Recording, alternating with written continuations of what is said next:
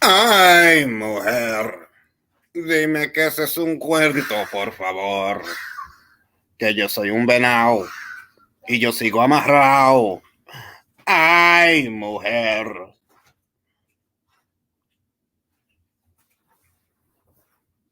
No haga caso, son rumores, son rumores. This is the live late night boxing talks. As you can see, I'm still in the holiday spirit. I knew he had a spectacular knockout earlier today, which I've already talked about. Bobby Light, what it do? Jay Flint, what it do? And yeah, man, we still got Martin versus Rivera before the year is out, which is a intriguing fight.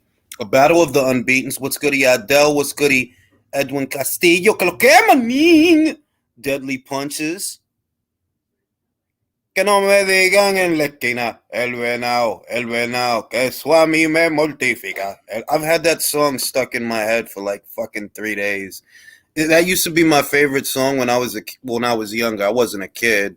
I was like a teen I was like a teenager around there.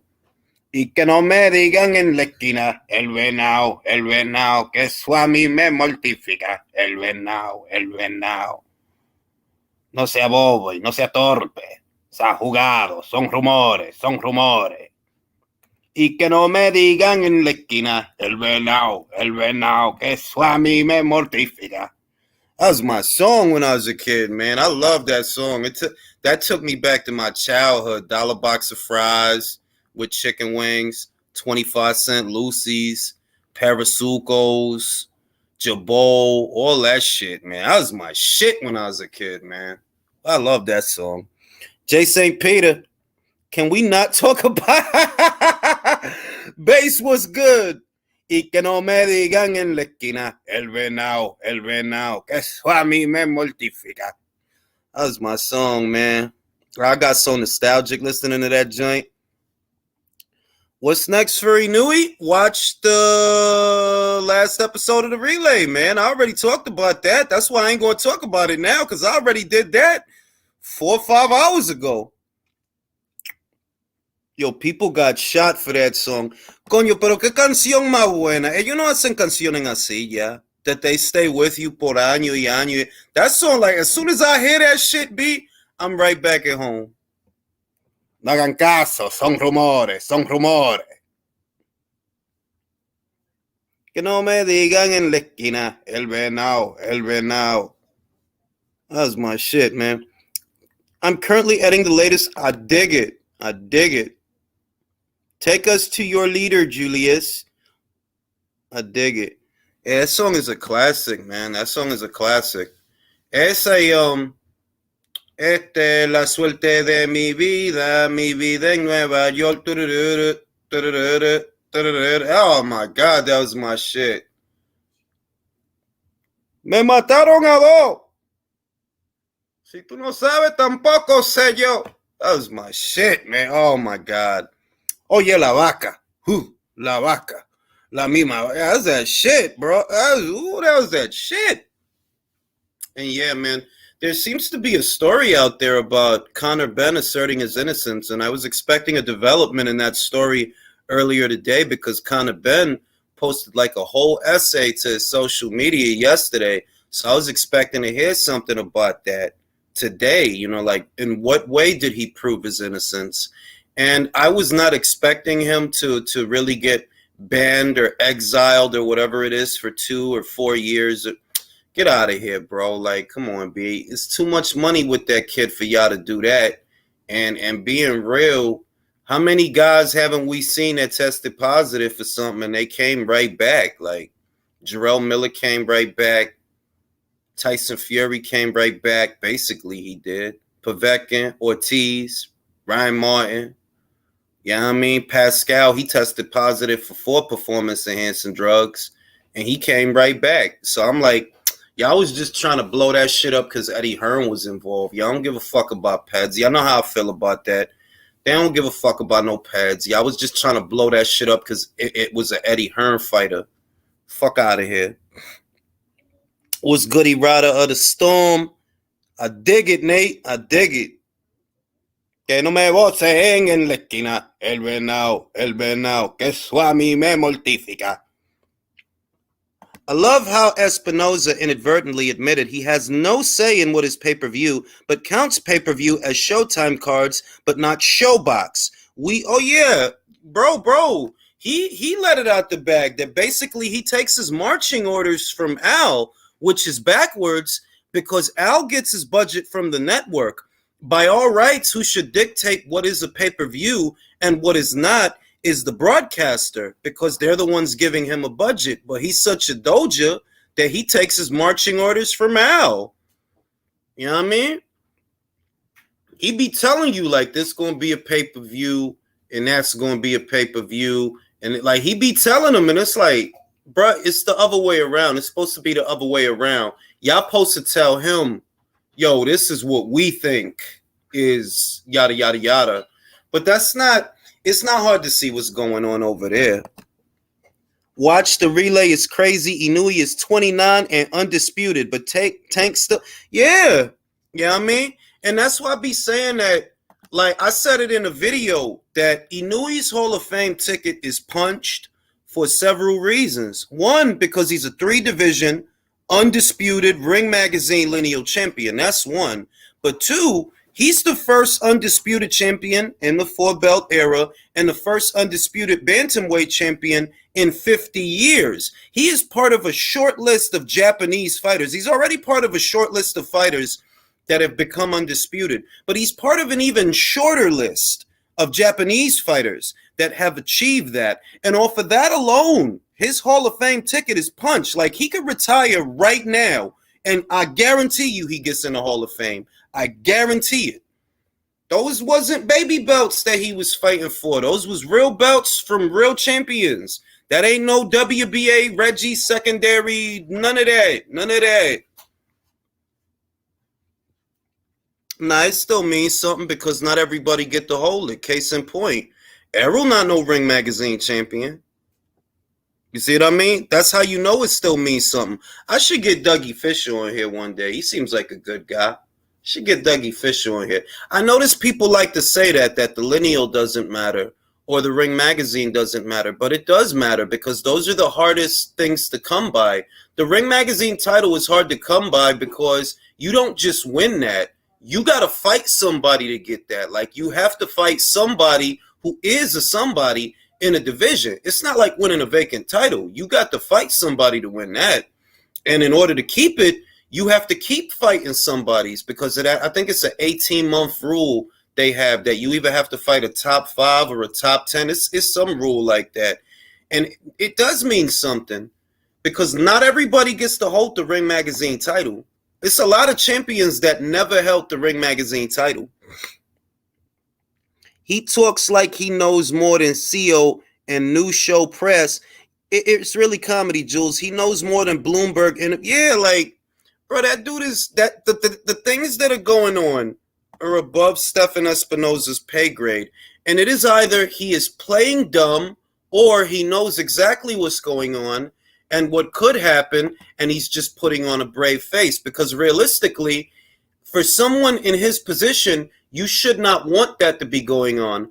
Usually when there's a merger, people lose their jobs, there's downsizing, and they're going to cut the fat. They're going to trim the fat. They're going to keep what works and shed what doesn't. That's usually what happens when there's a merger. And ideally, I said it in the video I did yesterday, that if things were going the way you would want them to go, ideally, there would be no merger. There would be no need for one. There would be no need to consolidate things economically to bring Showtime, or I should say Showtime's catalog, into Paramount. We still don't know how it's going to break down. We don't know that Paramount won't decide to pick up the PBC or something like that. We don't know that. The worrisome part is that because their viewing figures are not very good and their pay-per-views that they do put out, they're not very good. Well, it's cause for concern because if you're Bob Backish, if you're the people at Paramount, you're going to look at that and you're going to say, do we really need that? Does that really drive subscriptions, or did that drive subscriptions for the Showtime platform when less than 1% of Showtime's overall subscribership tuned into that particular program. Do we need that? You know, that's the worrisome part, because I don't want to get ahead of myself and say that, oh, Paramount can't bring them over. They can bring them over. They got money. They got plenty of money that they could bring them over. But you see what's going on. That while they have money, they're not in the business of wasting it. It's a tough time for everybody in television right now, because we're in a transitional period where the way that people consume things is changing. People don't want the access anymore. They don't really watch all those other shows. These days, they really just want to pay for exactly what they watch. So the days of 100 channels on cable that you don't even tune into, those days are coming to an end. Dime que ese es un cuento, por favor, que yo soy un venado y yo sigo amarrado. Ay, mujer. Espinoza hate watches. No, I don't think he watched me. I don't get that vibe from him that he be watching my channel. I get that vibe from some people, but I don't get that vibe from Stefan, man. Stefan has enough problems that he don't need to be watching me talk shit. Ay, mujer. Dime que ese es un cuento, por favor. And yeah, man. Oh, shit, I got you, Edwin. Let me go back up. I got you. Why doesn't Al tell Espinoza and Hot Dog Nose Ellaby to shut up talking crap about Canelo if he wants to stay in the Canelo business? Eso es la verdad también.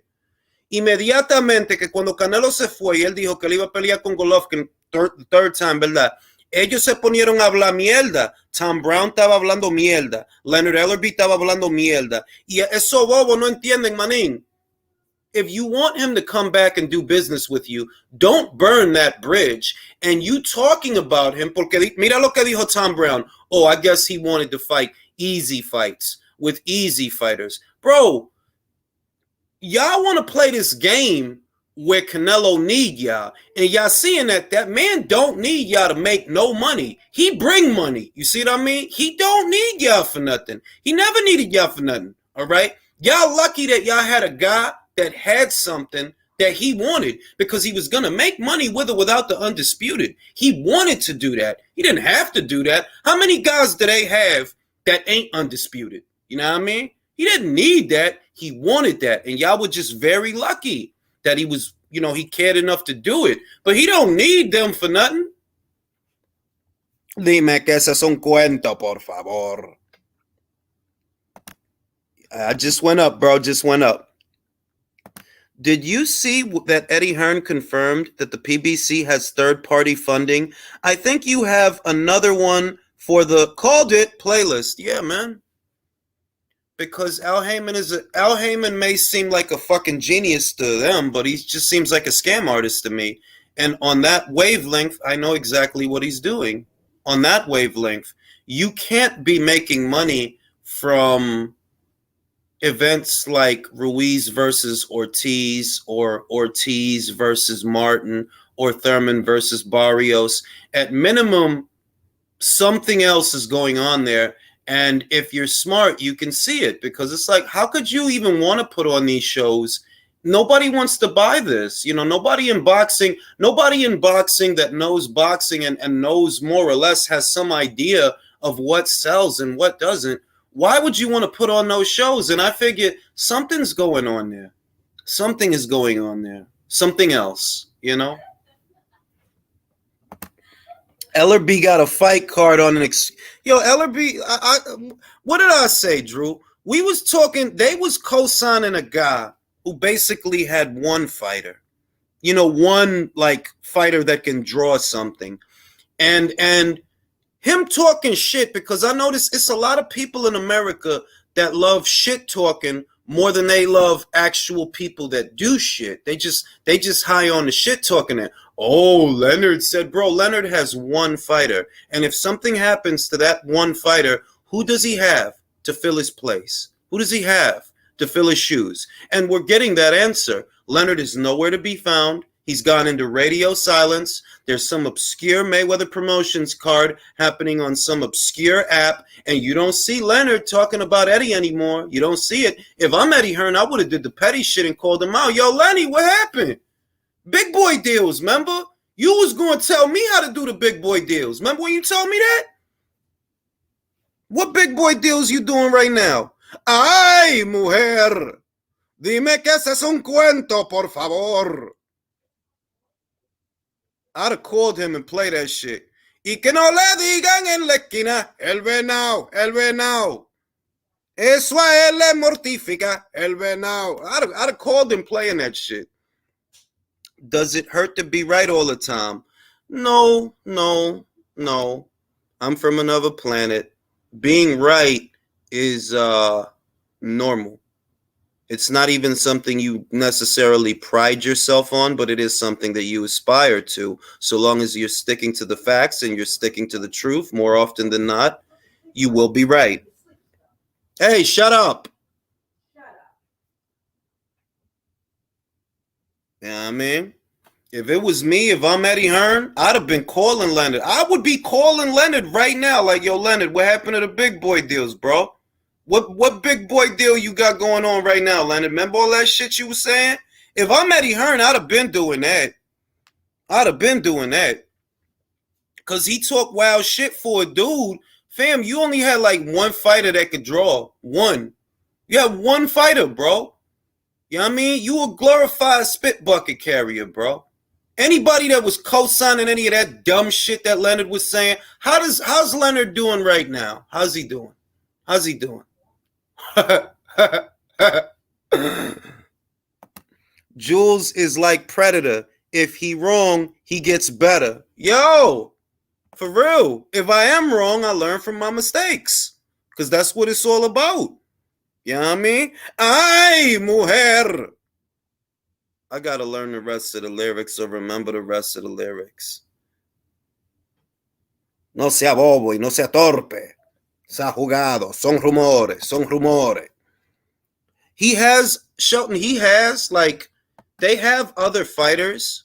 They have other fighters, but they have no one who can draw. You see what I mean?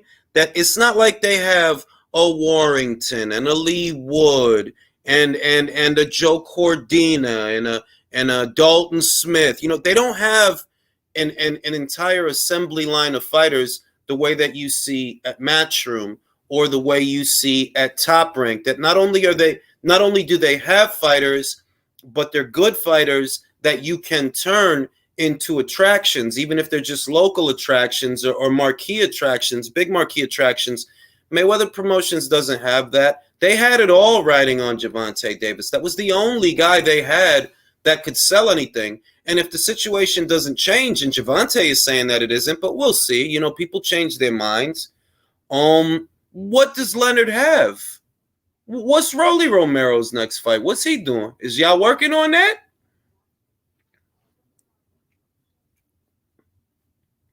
Name sounded familiar, but I'll be honest, I'm not sure who it is. Bro, ain't nobody finna watch that shit. I think it's at it's at like a casino or some shit. The card. Ellerby only has Willie Spit Bucket as a fighter right now. Yeah, I don't think anybody, like, this is the thing. Serrano versus Cruz is going to be a very fun fight to watch, provided that Erica stays in character and comes to fight. And I said it on Twitter that it depends on what Erica want to do, because, you know, sometimes the fighter get in front of Amanda and they don't really want to stay in character because they don't want to punch with her. You know, they don't want to get into exchanges. That's what we saw in the Mercado fight. That Mercado, normally she comes forward and she throws a lot of punches. But when she fought Amanda, she wanted to move lateral and try to fight off the back foot because she didn't want to get into exchanges with Amanda because she knows Amanda can punch. And I'm wondering if Erica Cruz is going to be of a similar mindset, or is she going to decide, nah, I'm going to go for it. I'm going to go to war.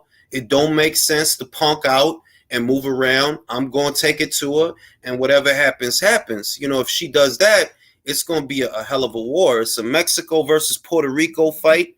Classic fight. You know, that classic rivalry of Mexico versus Puerto Rico. And we'll see. You know, we'll see how Erica decides to fight the fight. Y'all know I got Amanda. I've said that many times. In that matchup, She has everything she needs to win that fight. Boxer puncher with power, good jab, can alternate from offense to defense. Whereas Erica is a little bit more limited. She's mostly a come forward pressure fighter. She has strength. She has a good looping backhand. She's a southpaw also, which is interesting. Erica's a southpaw, and she's from high altitude Mexico City. She's from high altitude, and y'all know that fighters that come from high altitude, they tend to have very good gas tanks. They can throw punches and bunches from round one to the final round. So it definitely has all the makings of a very good fight. I believe that it's supposed to go down first quarter next year. I think it's February in New York City. They're trying to put Alicia Baumgartner on the undercard, but we still don't know what's going to happen with Hyun Mi Choi and whether or not Hyun Mi Choi is going to fight, because if the WBA ordered Choi to fight Alicia, if Hyun Mi Choi don't comply, does that not then mean that they'll strip her if she doesn't? That if you don't fight Alicia after we done ordered you to fight her, if you don't fight her, we're going to strip you. Isn't that what that means? You know, at which point, if they were to strip Hyun Mi Choi of the belt, the next highest ranked contender is unbeaten Ramona Grafe of Germany. Behind Ramona, I believe I think it's Delphine Persoon. I'm not sure. And if it's not Delphine, it's either Ellen Mechalet of France or Rima Ayadi of France. You know, so we'll see who nut the fuck up and take the fight. We gonna see. I don't know, because they're both at the WBA convention. They just took a picture together. So I'm going to assume that she was there for a reason. You know, Hyun Mi Choi and Alicia Baumgartner are both at the WBA convention. I have to assume that Hyun Mi Choi is there for a reason. I have to assume that. Otherwise, why would she have gone? Is the reason because they trying to do the fight, or is she trying to make her case that, no, I'm not ready, yada, you know, I don't know. But I know that they're both there because they took a picture. So I know that that's going on. And we gonna see what happens, man. Ebony Bridges was able to get back into her Twitter account. For those that don't know, she was locked out of her Twitter account as of the weigh-in this past weekend, so she didn't get the chance to talk her shit on Twitter after demolishing Shannon O'Connell. And that's what hating gets you. Like, that's a life lesson right there, that it's not good to be a hater. It's not good to be a hater. And it's a fine line between being real and being honest and being a hater. There was people that they don't even know Shannon O'Connell. They don't know her career like that. But just because she was talking smack to Ebony, who they already didn't like, they started supporting Shannon. And I'm like, oh, y'all must not know. She been stopped before.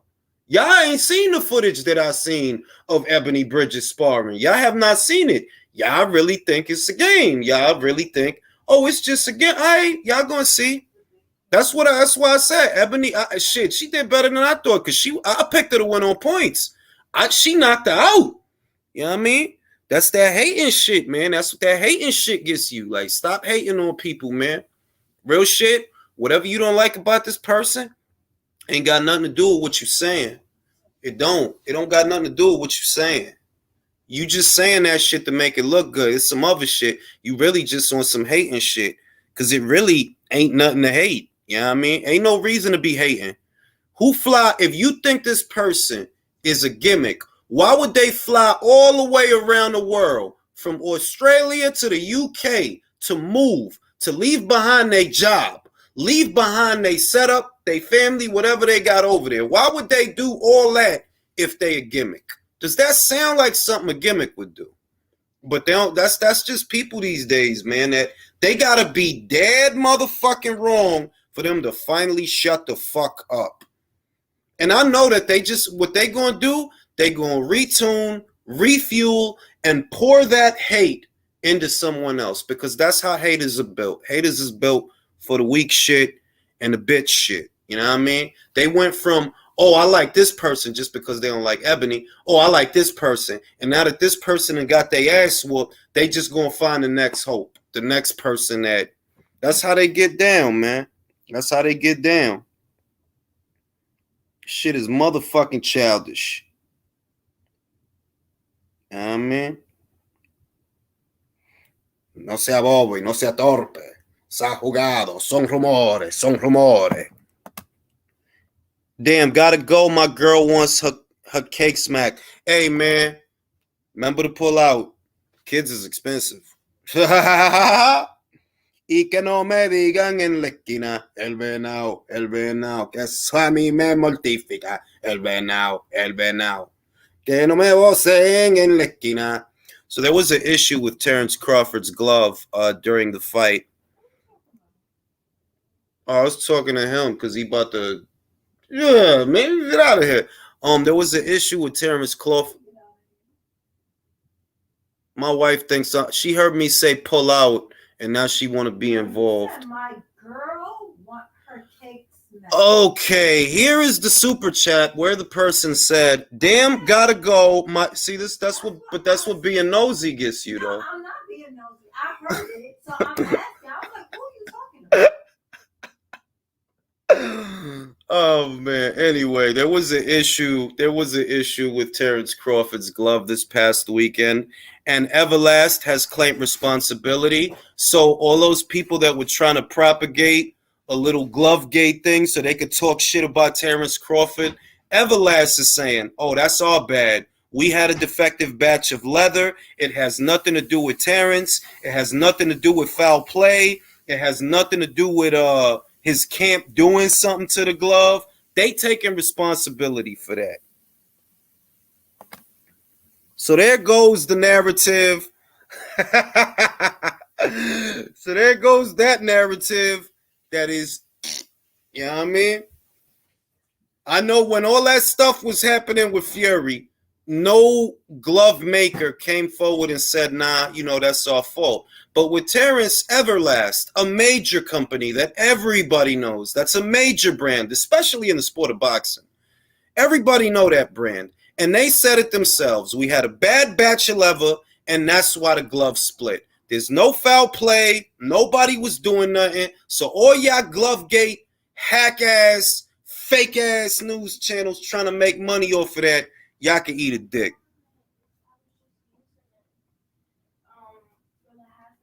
Yeah, I just got barked on for reading Drew's. Super chat. Oh my God, she's there.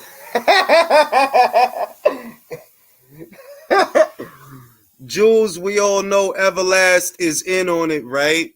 Everlast, a huge fucking company, right? Huge. They just decided like, nah, we just gonna cheat. You know what I mean? Shit is stupid, man. But I said this a long time ago on a different live, that the type of people that gravitate towards making that many excuses, there's something in there. That's how they live. They live for the stupid shit. They live for the bullshit and the time wasting and the dumbass shit. Look at how much energy went into Glovegate just for Wilder to get the shit beat out of him again. Motherfuckers would have swore on a stack of Bibles the only reason Fury won the second fight was because he cheated. Right before the third fight, Wilder himself said, we checked the gloves, we done double checked, we're happy with everything, and what happens? He still gets his fucking ass whooped. He still got his ass whooped. Motherfuckers, man, motherfuckers was really, really hoping. Yeah, it was the gloves, man. They cheated, man. It was the gloves. Even after pictures of JD's in the locker room, watching the hands get wrapped. Never mind that, if anybody should have been fired, it should have been JD's. Because, if they slipped one past anybody, it would have been him. He was the one watching the hands get wrapped. But he didn't get fired. Now, let's make up a story where you could fit a fucking shoehorn in a boxing glove. How the fuck is that going to help? How would that help anyone? Have y'all even ever had an egg weight? If you punch with an egg weight in your hand, you might break your fingers. How would that be an advantage? I can't believe my guy Bud is out here putting bricks in his gloves. Y'all hate to see it, yo, B. Precise chicken tenders was added again with goofy conspiracy theories, this time about Terrence Crawford's... Man, listen, man. Listen, man. Everlasting said it theyself. That's our bad. It was a bad batch of leather, and that's our fault. I don't think that a major company like Everlast would do that for like it's stupid. That's what I mean. It's stupid shit. It's childish, bro. If Spence gloves were like that, those accusers would have said, "Yeah, man, like it's just a lot of dick eating because Errol don't knock people out like that. He don't knock people out like that. It's been a long time since he smooth knocked somebody out like that. And when they seen Bud did that, they got in their feelings because Errol don't be doing that. Motherfucker was in there for fucking 12 rounds with Mikey Garcia. Was in there for 12 rounds with motherfucker Sean Porter. You put somebody in there with Bud, they going out, man. They going out. And they hate that shit. The motherfuckers still using semantics and shit because Bud stopped Porter and Errol didn't stop Porter. Well, he had one. Man, shut the fuck up, bro. Who the fuck you think care about that shit you saying? I caught that outcome 3 years before that fight happened. 3 years. The videos is out. I said the only man who's going to stop Sean Porter is Terrence Crawford. Errol ain't going to do it. And I literally said, Errol ain't going to do it. His power not what they say it is. He ain't going to do it. He going to win, but he going to win on points. Now, Bud, when they put Sean in there with Bud, Bud is going to stop him. One way or another, he's going to stop him. Motherfucker think you supposed to sit there and listen to all that goofy ass shit. And you can sit there and listen to all that goofy ass shit, and it ain't going to change my mind, you know. I can hear your whole thesis, your whole statement, all your theories. I could watch your PowerPoint presentation, your planograms, and none of that shit is going to change my mind. You know why? Because I'm not fucking stupid. Dumbass shit. Manín, ¿qué es lo que es, manín? Esta gente siguen con la misma vaina. Eso es lo que es. Esas son gente mediocre que tienen que hacer eso. Esas son gente mediocre. Eso es vaina de gente mediocre. Oh, every time something happens, you have to have a fucking excuse. It has to be a theory. There has to be a... Man, shut the fuck up. Who you think believe that shit? I'll tell you who believe that shit. I'm going to tell you who. The people that didn't buy the pay-per-view. And guess what? I bought the pay-per-view. How do you see that fight? Because I bought it. I posted my receipt. Because that's my man, Bud, and I'm going to support him. How did you see it? Did you steal that fight? You fucking bum? Fucking bums? Que no me digan en la esquina, el venao. At this point, Jules, I would let them talk. These PBC shows are going to be sad when the fantasy comes to an abrupt end and they have to wake up to reality. It's coming. You said if not for the knockdown, Porter would have won? Oh, tú estás hablando de que cuando él peleó con Errol, ¿verdad? Mira, Alexi, ven aquí. I don't want 10 people in the back. This link is for Alexis. Please. I don't need 10 people backstage. I'm saying it again. I don't need 10 people backstage. This link is for Alexis. We're not opening the chat to the panel yet. Y que no me digan en la esquina, el venao, que eso a mí me mortifica, el venao. Que no me vocen en la esquina, el venao. No sea bobo y no sea torpe, sea jugado, son rumores. You know what I'm saying? Y que no me digan en la esquina, el venao, que eso a mí me mortifica, el venao, que no me voceen en la esquina, el venao. Esa canción, me encanta nostalgia que yo tengo con esa canción.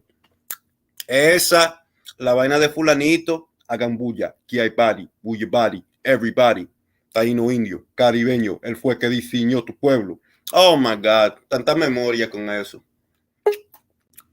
That fucking song, man. I got misty-eyed when I heard it. I got misty-eyed because I was like, God, I used to love this fucking song, man. ¿Qué lo que, Alexis? Dímelo, what's happening? What's going on? No, man. Talking about the Crawford shit that basically Everlast came forward and took responsibility for the malfunctioning glove on Saturday. Pero todavía hay gente that they want to make up theories y bulla y peo y mierda. Cosa de gente mediocre. That's the only way I could put it. Like, eso es cosa de gente mediocre. When you gotta do dumb shit like that all the time, tú eres un fucking mediocre. You know what I mean? Like, that's stupid, bro. Everlast is a huge company. Do you think they would come forward and claim responsibility if they, like, come on, B? So they I'm not lying. I'm not lying. Oh my god! So this is a thing now. This is really become a thing. It hasn't picked up the same traction as Fury? Glovegate, as Glovegate, and even that, like, and I don't like Fury, but that shit was stupid, bro. That whole thing, bro. Just take a shake weight. Go to Walmart where you can get a shake weight and a boxing glove and put it in there and tell me, what advantage does that give you? What advantage? If anything, you're going to break your fingers because there's something in your hand while you're throwing a punch. And that's if you can get it in the glove. It's like, man, it's fucking idiots, man. Yeah, man. You know what it is, man? And I just don't hear enough about this. It's like these are the same people that were really about who's making more money and the back end money, Yep. and who's a free agent and who's not, and who's working for the white man and who's not, and who's pro-black, But then, now it's all over. Now, es como que la luz del sol brilló. Uh-huh. Right? And put a spotlight on the situation of these people. What we see, right, Mm-hmm. is that what a free agent is, Mm-hmm. what Bud is doing, mm-hmm. who makes more money, but just cash a $10 million check, right, and just how poor a run is the PBC, and they can't stand it, and they have to switch it around, and it's a terrible. Listen, I feel terrible for PBC fans. Te voy a decir, él lo dijo, y con eso yo estoy satisfecho, porque why would he lie? For what reason? He said it himself. He got half his money, but for the goddamn fight. Exactly.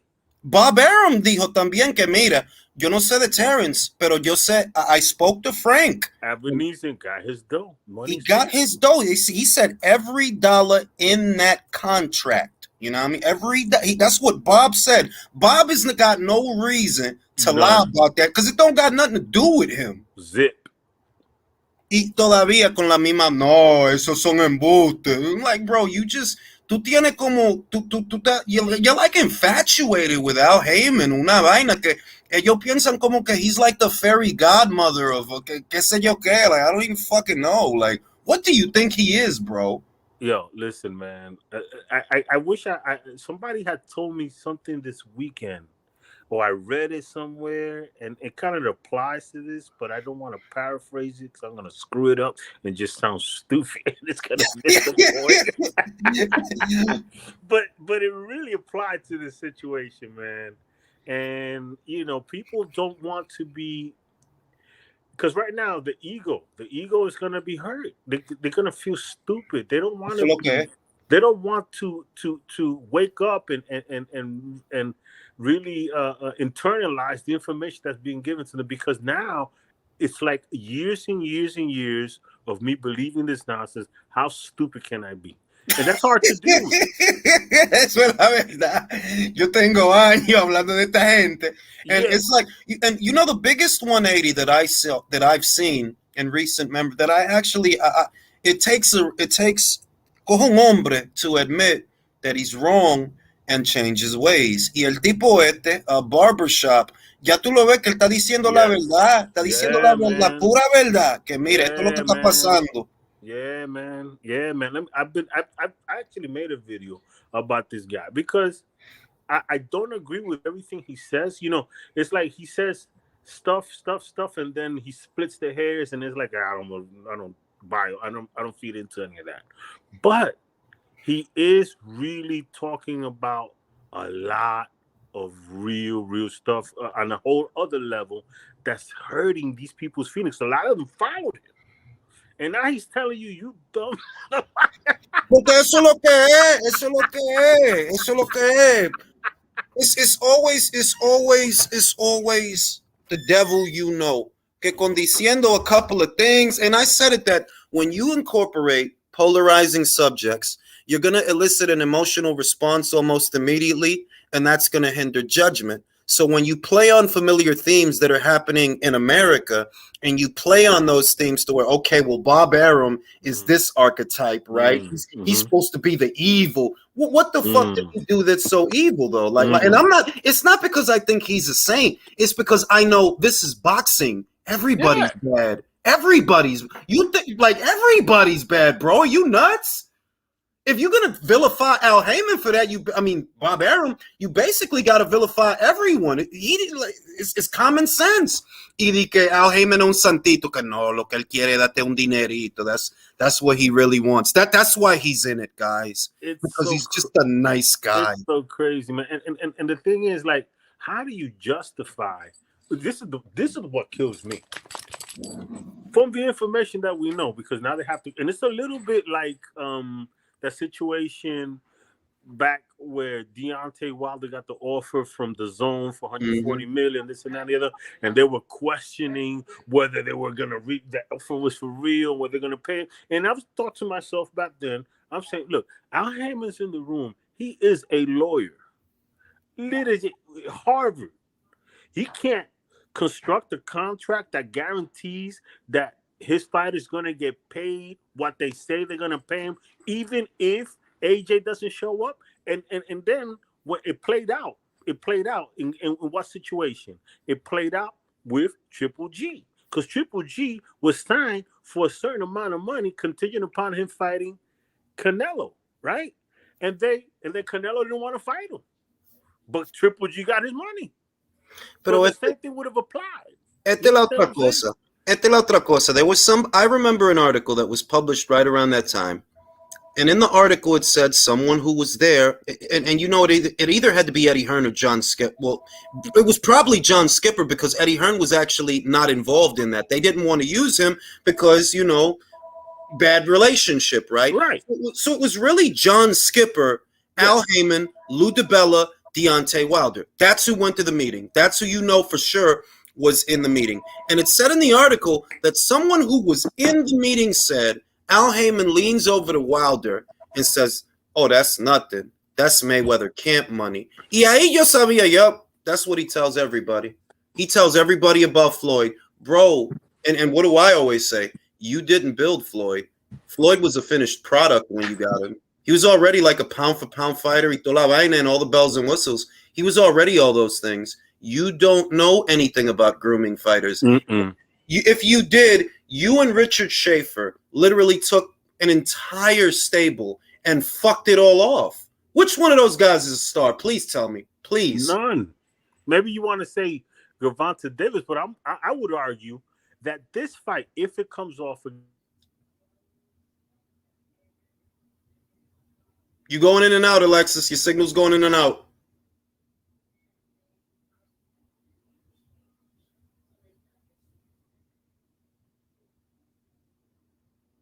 Yeah, I don't know. Something must have happened. I guess let me read the super chat. I said this before, and I'm going to say it again. Porter showed more respect for DSG's power than he did for Errol's when they fought. That's how you know his power was a myth. I agree. I brought that up myself, that he was more cautious. Yeah, you heard me? Now I hear you. Now I can hear you. Oh, sorry. So I was just saying that you were talking about them building fighters. Who did they build, right? Nadie. No, I would say if you want to make an argument for Gervonta Davis, but I would argue that Gervonta Davis, if this fight versus Ryan Garcia comes off, then that's a real event. Yeah. That's the real one. I would say I have to agree with, and I think it does $1 million. I do think that. I think it does $1 million on pay-per-view. Listen, I think that that's a fabulous fight. I think that it's the perfect storm of different, like all the descriptions. It's two different factions of fans Mm-hmm. coming, and they're bringing two different mindsets, two different factions. It's crazy, man. I'm very proud of these two guys for doing that fight. Bueno, yo voy a decir esto también, porque para mí la razón verdadera que esta pelea está pasando es por Ryan. Yes. It's really Ryan. Si Ryan no quería esa pelea, it don't happen. Él está haciendo el sacrificio, aunque no me gusta el muchacho tanto, ¿verdad? Like, I'm not big on him. Pero de verdad, he's the one who's making it happen. It's not Gervonta. No. You you're get right. told what to do. Si no fuera por Ryan jodiendo, he said it. I'm not going to let Oscar get in the way of this. He said, I'm not going to let Golden Boy get in the way of it. He said that. He's been saying that. Un año, a year ago, he was saying that shit. So para mí, de verdad, la única razón that this fight is happening is Ryan. Yeah. No, definitely. But, it takes two to tango. It does, pero es que Gervonta ese tipo es como un bobo, like ese tipo. I think what Ryan did lit a fuse in Gervonta Davis to get away from a TMT. Posiblemente, porque there has to be a reason that. Well, at the same time, the contract was up. According to him, the contract was up. And in other words, it's like we know that he wasn't happy porque ya 3 años of him complaining. Yeah. He'll be very subtle about it, but he was complaining. Like even in 2018, #free Tank, and all the complaints that you got people keeping tabs on me. That like he would always have an outburst every single year that showed you that he's not happy over there. Can I run something by you related to this fight, just on another perspective? That I've thought about because of this fight. I think that, I don't know if you heard me say this before, but one of the things is that needs to save boxing from becoming the niche sport, or from growing out of, from staying the niche sport that it is, right?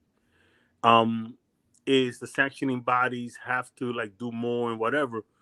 But I've also said in the past that you have to transcend the sport beyond the belts, right? And this fight coming off, and I'm like, let me knock on wood here, okay? That it comes off. To do the numbers that it can potentially do with no belts on the line, let me tell you something, bro. I'm telling you, the sanctioning bodies don't like this. No le gustan, mira, no le va a gustar a ellos that they're not invited to the party. Eso es la verdad. They're not invited to the party. Y ellos lo que están diciendo es que basically, we don't need you. We don't need you. No te necesitamos. We don't need you. It's good and bad, though. ¿Me entiendes? Porque también, the only reason Errol, got a title shot was because of the sanctioning bodies. Okay. That's right. And that is the one thing that they are good for. Por ejemplo, esta pelea con Virgil Ortiz y Montes Stenionis, the only reason we're getting that is because of the sanctioning bodies. If not for that, we don't get that fight. We wouldn't get that. And that's a very good fight. It is. But I don't think it's fair to Stenionis, though. I don't think it's fair to Stenionis, pero la otra cosa es que Stenionis más bobo es él. That you let them do that to you. You did, though. You did. You let them do that to you. They told you last year, okay, if you step aside, you get the winner. Y tú dejaste que ellos te gasten el tiempo. You let them do that, all right? Because when you saw, okay, he's not fighting Crawford, what's going on? And he's pro Bellum, right? He's pro Bellum. He's with Richard Schaefer. That's why it happened. Pero, sin embargo, you look at guys like Danny Jacobs that took their career in their own hands. You look at Better Beef. People don't realize that Better Beef fought very hard to get off PBC and Devon Michelle. He fought very hard to get away from that. And it's like, yes, it can be done if you want to do that. Now, si tú estás feliz that they fucking you and they just keep fucking you, pues jódete entonces. Pero you let them do that to you, though. You did. You did, because they made you an empty promise, and you fought once this year. once. True. This is true, man. All those fighters at the PBC, I don't understand how it is that they stayed that long doing minimal work. It's over 200 fighters the guys got. You hear about 20 of them. And out of the 20 of them, who of them fights more than once a year? You know? ¿Verdad? So it's just sickening. And they're ruining, like, we talk about them a lot, and what doesn't get said is the reason we talk about them a lot is because they are ruining boxing in America. Gracias a Dios that Bob Arum signed the young guys that he signed, and that many of them are American, like Tiger Johnson, Bruce Carrington, Jared Anderson, Keyshawn, and Kelvin. Thank God, right? Pero si no fuera por eso, look at what the roster is. Lomachenko, a Ukrainian. Oscar Valdez, Mexicano. Emmanuel Navarrete, Mexicano. Benau, last week that he won the IBF. What do you think of that? De verdad, mira, para mí, yo sabía que el Benau, no es que he's not bad, you know what I mean? Pero it stood out to me that Ruben Villa beat him. Ruben Villa es pequeñito for that weight. Y él no tiene pegada. He boxes well. That's what he has. So para mí, and I'm gonna be fucked up. I'm gonna be that guy. I think they should have robbed him. I'm sorry. Yeah. What? Yes, I think they should have robbed him. Absolutely. I didn't see him. I didn't see you dominate Josh Warrington. I didn't see you ragdoll Josh Warrington. You certainly didn't do to Josh what you did to Gabe Flores. No, he beat the fuck out of Gabe Flores. But that's not what I saw on Saturday. I saw a fight on Saturday where, you know what, we can fucking rob this guy. Let's fucking rob this guy. Big fucking. But you did see him win the fight. I could see how he won the fight. I could see how. You understand? But because I'm cynical, and you know I'm cynical, the early rounds were hard for me. Why? Benau está tirando mucho puño. Most of that shit is getting blocked. What's not getting blocked is getting countered. And when it gets countered, it's a clean counter. It's clean. Like, I don't have to look for it. I seen that. He caught the shit, bang, hook. You know what I mean? And it was consistent like that the first 3-4 rounds. And it's like, yeah, Benau está tirando mucho puño, but they're getting blocked. And what's not getting blocked, like, he'd go for the shovel uppercuts like Navarrete, and he would miss. And I'm like, I don't know how the judges are going to interpret that, because you are busier, but you're not always getting through. You are busier, though, and that does count for something, but it depends. You know what I mean? He's the house fighter. He's the ticket seller. And I'm thinking, they're going to give him maximum consideration before they give you maximum consideration, because this is his town. These people that are here, they're here to see him. So I thought, rob him. Why not? Well, I thought that Bernardo, I thought that he won about 8 rounds, but there were the type of rounds, and it's kind of like connects to what you're saying, where I said that's a Bernardo round, and I wrote in my Twitter feed, I said that's a Bernardo round, but will they give it to him? We are in the UK. Exactly. Yeah. So to that point, yes, we're connecting on that level. I also believed that his antics in the ring were going to be counterproductive and have the judges dislike him, because you can't just keep complaining about things and this and that and there. It was too much. So that was another thing that I was looking out for. And the last 2 rounds, I didn't know this. This was the first time he fought 12 rounds. Oh, yeah. Yes, so, and he definitely held on for dear life those last 2 rounds. Yeah, in the 11th, I think it was that Josh kind of hurt him. He got through with something hard, but he smothered hhis work and he wasn't able to get him out of there. But for me, Benau, I don't see a Valdez or a Navarrete in Benau. He's not that. Like, he's not that. Like, I don't really trust you. Mucha de la vaina que él hace is because he's athletic enough to do it. Right. The footwork is crazy, man. Pero his chin is in the air. Yes. And if Josh had more of a punch, you'd have been in big trouble. Like, to me, Emmanuel Navarrete would beat his fucking ass. Now, obviously, they're not going to fight because Navarrete is basically moving up to 30. Even without Oscar, he's moving up to 30. He's fighting Liam Williams. So ya se ve que he's not coming back to featherweight. He's going to stay. Yeah, no, he was not going to do that. But let's say, what's his name?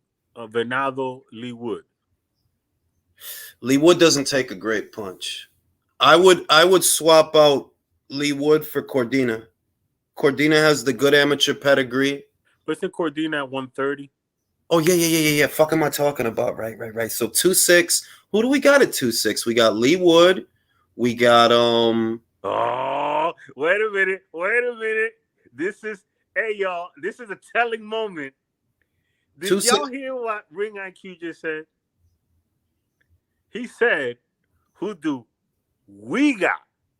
As boxing fan. No. As bro, I'm talking not like that. I mean, as because I know that the belts is different there now. Leo doesn't have the WBA anymore. Okay. WBA went to Lee Wood. Venado has the IBF. But go ahead. Who has the Bueno, Navarrete has the WBO. Who has the WBO? Este fucking pendejo lo tiene. Who? Ray Vargas, bro. Yeah, That's why I couldn't remember. Like, who do we got it? He has it, and he's gonna go to 30, bro. Right, so that's vacant, and they're gonna leave it for No. Tú sabes lo que posiblemente lo que él va a hacer. He's gonna go up to 30. He loses, but because he's still a champion, va a ser la vena como Leo Santa Cruz all over again. Remember, Leo went to 130. He still had a belt at 26, but he got knocked out at 30. He still hung on to the belt. At 26. Who's he fighting for that 130? He's fighting for the un tipo, Shaki Foster, en el 130. Okay. So who's gonna be taking for 126? I know the PBC's got somebody lined up. Bueno, yo vi algo. I saw something today, and I don't know if they're gonna alter the plan, even though it would make sense to alter the plan because nobody gives a fuck about Ray Vargas versus Oshaki Foster. Okay. Nobody cares. Now, Ray Vargas versus Leo Santa Cruz, you can sell that. Yeah, even though Leo is right. A wet sock, right? You can sell Leo Santa Cruz versus Ray Vargas. Nobody wants to see Ray. Like, bro, Ray barely has fans, bro. Like, nobody want to see that shit at 130. And I read something today that they're going to put Leo in that fight, but it's not definitive, you know? But just from a business standpoint, of course Ray Vargas versus Santa Cruz makes sense. Of course it does. But you know what's confusing me? And I think you talked about this fight. You talk about all the fights. But the last fight I saw, what's his name? The guy who got knocked out by Navarrete, the African guy? Dogbe. Against who? Pitufo Diaz. Right. That fight was supposed to be for an eliminator for a shot at the WBC strap at 126. Remember, he got the medallion of the yeah, WBC I seen that. joint? I seen that. And then now it's like he's not even in the picture for it. Bueno, la cuestión es, was it a final eliminator? Because there are eliminators that move you up the ranks, and then there is the final eliminator. That's it. This is the one. After this, you're the mandatory, and the next fight is the title fight. So here's the thing that I'm saying, because what I'm hearing is that they're going to do him. What do you say? What is it? Dogbe against el cubano Robici Ramirez. ¿Qué? WBO. ¿Qué? Bueno, esa pelea está buenísima. De verdad. You see, this is the thing, man.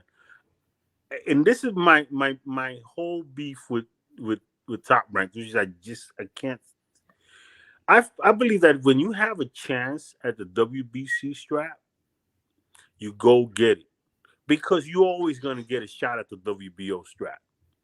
You see what I'm saying? I think that they made that mistake with Crawford when he was moving up. that they went and took him the horn to horn when he could have gotten the WBC route. I know you explained something about that to me before, but I just, if you can't get a PBC fighter in the ring, you have to get him mandated. And that they don't even go for the WBO straps. So go the WBC route. And they did it again with this freaking guy, at Johnny Beck. Uh-huh. He was rated as high as number 3 in the WBC. Tú sabes lo que es la política, manín. Que, look, let's say Johnny Beck would have went the WBC route, right? He wouldn't be a champion right now. He would be in a situation not dissimilar from what Lee Wood experienced this year. Que Lee Wood nada más peleó once por la política. The guy that he beat, Mick Conlon, has already fought 2 times. He fought 3 times this year. Since his loss? Yes. He lost to Lee Wood.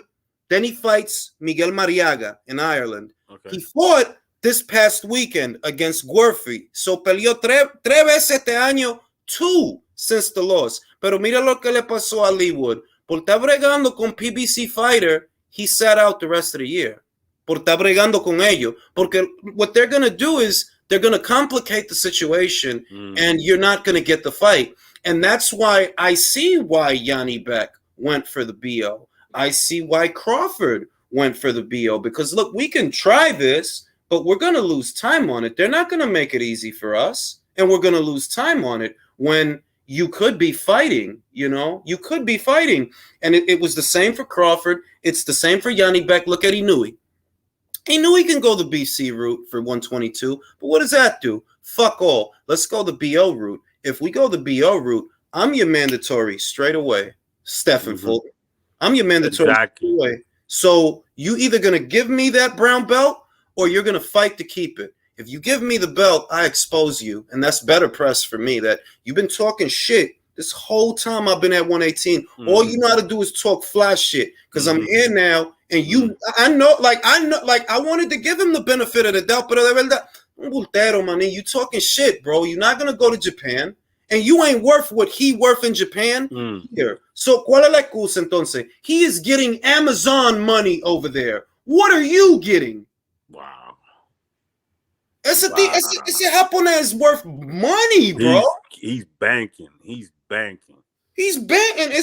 So can we say, but you know what this is going to turn into? See, Fulton, he's supposed to now move up, right? A pelear con Brandon Figueroa otra vez. At 120, at featherweight, 126. At 126, but they're gonna say, "Oh, a new inductor, a new inductor, a new inductor." That's the crap that I can't stand about boxing, bro.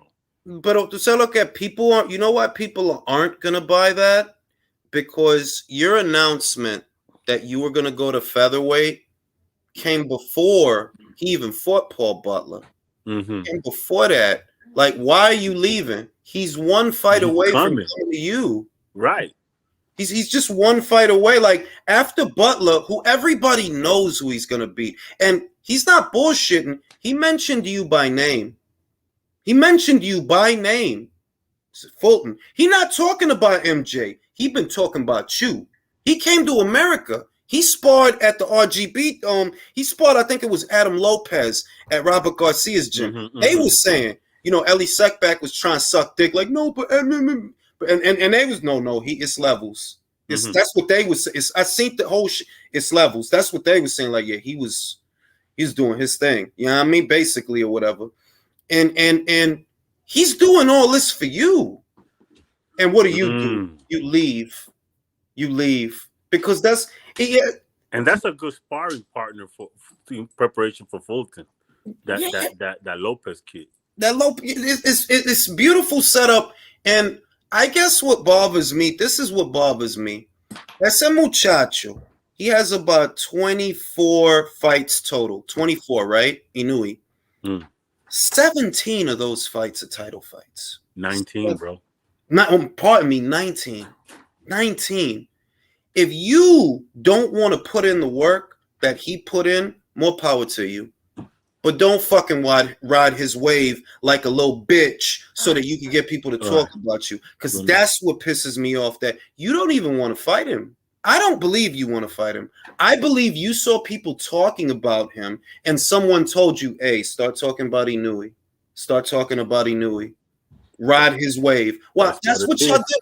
That's what y'all did with Golovkin.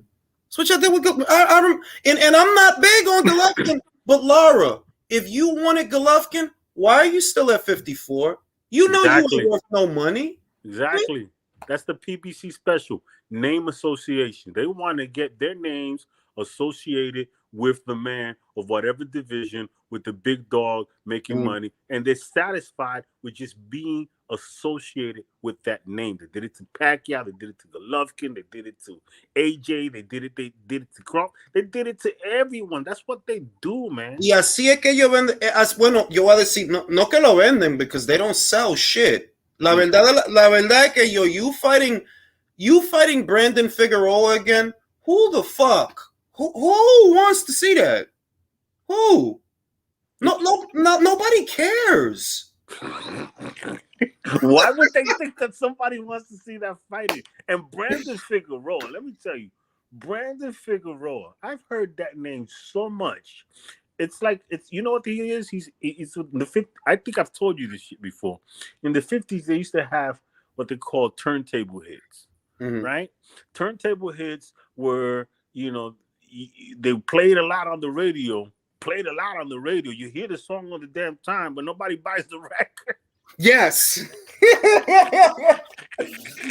No, tú sabes lo que, I think that he is like their bizarro version of Ryan, pero como medio retardado.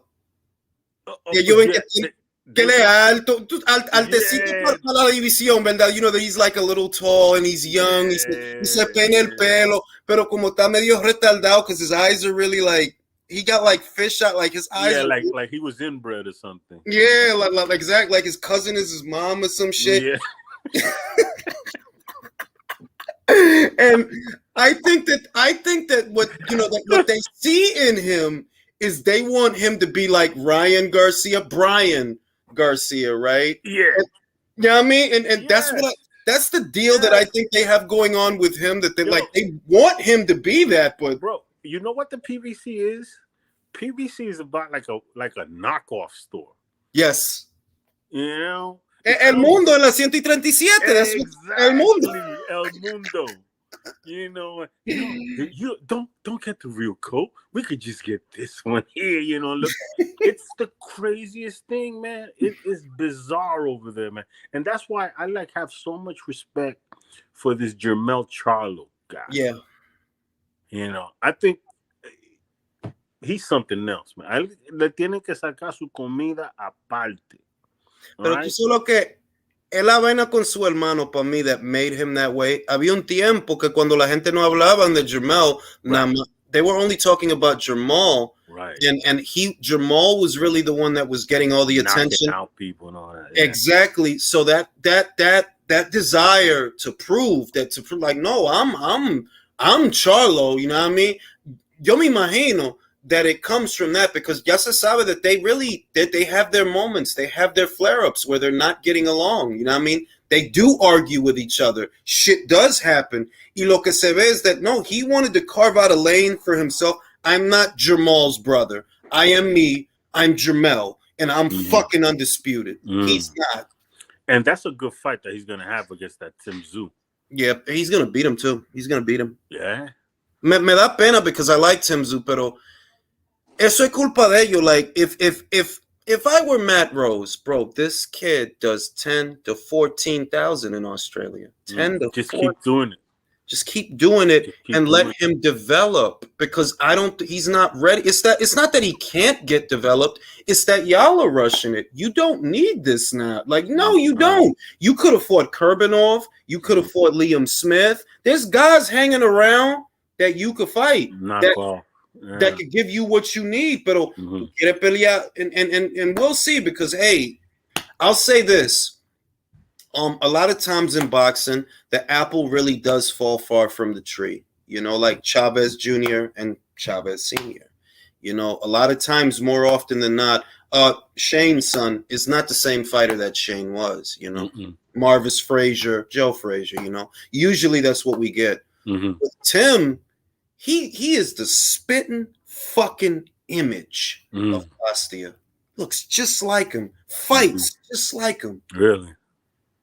Honestly, it's like it's not like usually sons take after their mother. Usually, more often than not, actually, sons take after their mother. This kid, he looks just like Costia, fights like Costia, but you don't have no experience for this fight. And that's the problem. Jermel has seen everything at 154. He's seen it all. Yeah. Rosado, Harrison, Lubin, Jackson, Rosario. He's seen it all. Who's the best? Would you say Harrison has been the best person he's fought? I would no Castaño. Oh. Castaño, el argentino. Yeah. Because that kid, not only is he good as a professional, he's a handful. Like he's that guy that's going to be physical and rough you up. But he comes from a good amateur background. He beat Errol Spence in the amateurs. I think he could beat him now. If Spence goes to 54, I think he'll run over Spence. He's too stocky, too sturdy. It took a lot to stop him. It really took a lot to finally stop him. You know what I mean? And I think he's big enough and strong enough he could hurt Errol. And I would say the best guy that Jermel fought is that guy, because a lot of guys don't beat that guy. Nah. Lara, remember he fought Lara, and Lara didn't want no rematch. What's your forecast? And we're nowhere close, but what's your forecast for Xander Zayas? How far away is he from actually challenging for a belt? I wrote a long time ago that I think, and I feel, I don't know what his record is, but he has like about 15 fights. About 15 fights, 19 years old. 19 years old. I'm thinking that he's not going to get a shot at a strap till he's about 30 and something. Not in years. Oh, you mean 30 fights? Yes. No, well, yeah, 30 and 0. I think they're going to wait that long. I think they'll wait till 25 because middleweight, una mierda, una fucking mierda, ¿verdad? He's not going to get a shot at 54 because PBC has control of that whole thing. A menos que, a guy, he starts looking flojito, then they'll be like, okay, let's make Xander as mandatory. Yeah, Jermel moves up. Algo así, ¿verdad? Una situación así, pero para mí, based on what's going on now, look, PBC has Fundora, PBC has Murtazaliev, PBC still has Harrison, they still have Jermel. Y no te la pierda, the Errol's probably going to move up there. He probably is. I don't believe for a second we're getting Crawford versus Spence. I don't. I think after the Thurman fight, if he doesn't lose, he moves up. He's not going to fight Ennis. He's not going to fight none of these people. Listen, and I'm glad you brought up Fundora because that's a fight I want to see. I want to see Fundora. ¿Por qué tú crees que él peleó con Ocampo? Who's a common opponent? Ocampo, Carlos Ocampo. Who fought Carlos Ocampo 4 years ago? Fundora? Errol Spence. Oh, Errol Spence. Y Fundora peleó con él. He just fought him. And he didn't. I will say that, when Errol fought him, it was at welterweight. Fundora fought him at 54, where he's a little more solid, and he has been looking better. He has rebounded off the loss to Errol. But I don't think it's a coincidence that they put Fundora in there with a common opponent to Errol. I don't think that's a coincidence. Okay, so I think you misunderstood me. What I said is that in a couple of years, I see that the mega fight will be Fundora Zayas. Munguia Zayas. Really? Yeah. Mira, it's reached the point con Munguia que ya, it's the one thing that all of boxing agrees on. The one thing. This guy don't fight shit at all. Nobody can even say anything anymore, right? Pero él es todavía jovencito. He's still young. How old is he? He's like 25. Really? Around there. He's still young. So para me, if it works out the way I think it's going to work out, I believe Munguia is going to fight Golovkin. and he may beat Golovkin. And if he beats him, he'll cross over, ¿verdad? He'll cross over. Y después va a llegar el momento que Xander Zayas goes to middleweight, which I think would be a year to 2 years from now. Ahí está esa pelea. Ahí está esa pelea. That would be a big fight. Fundora, I don't know that Fundora really has longevity porque he didn't look good in the Sergio Garcia fight. Erickson Lubin dropped him.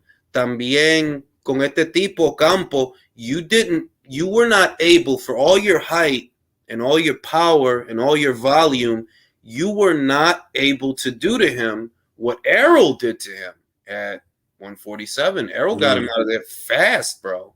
You jabbing, and then when the jab didn't work, like you was going through the gears with the fucking guy. So I don't know that he has longevity.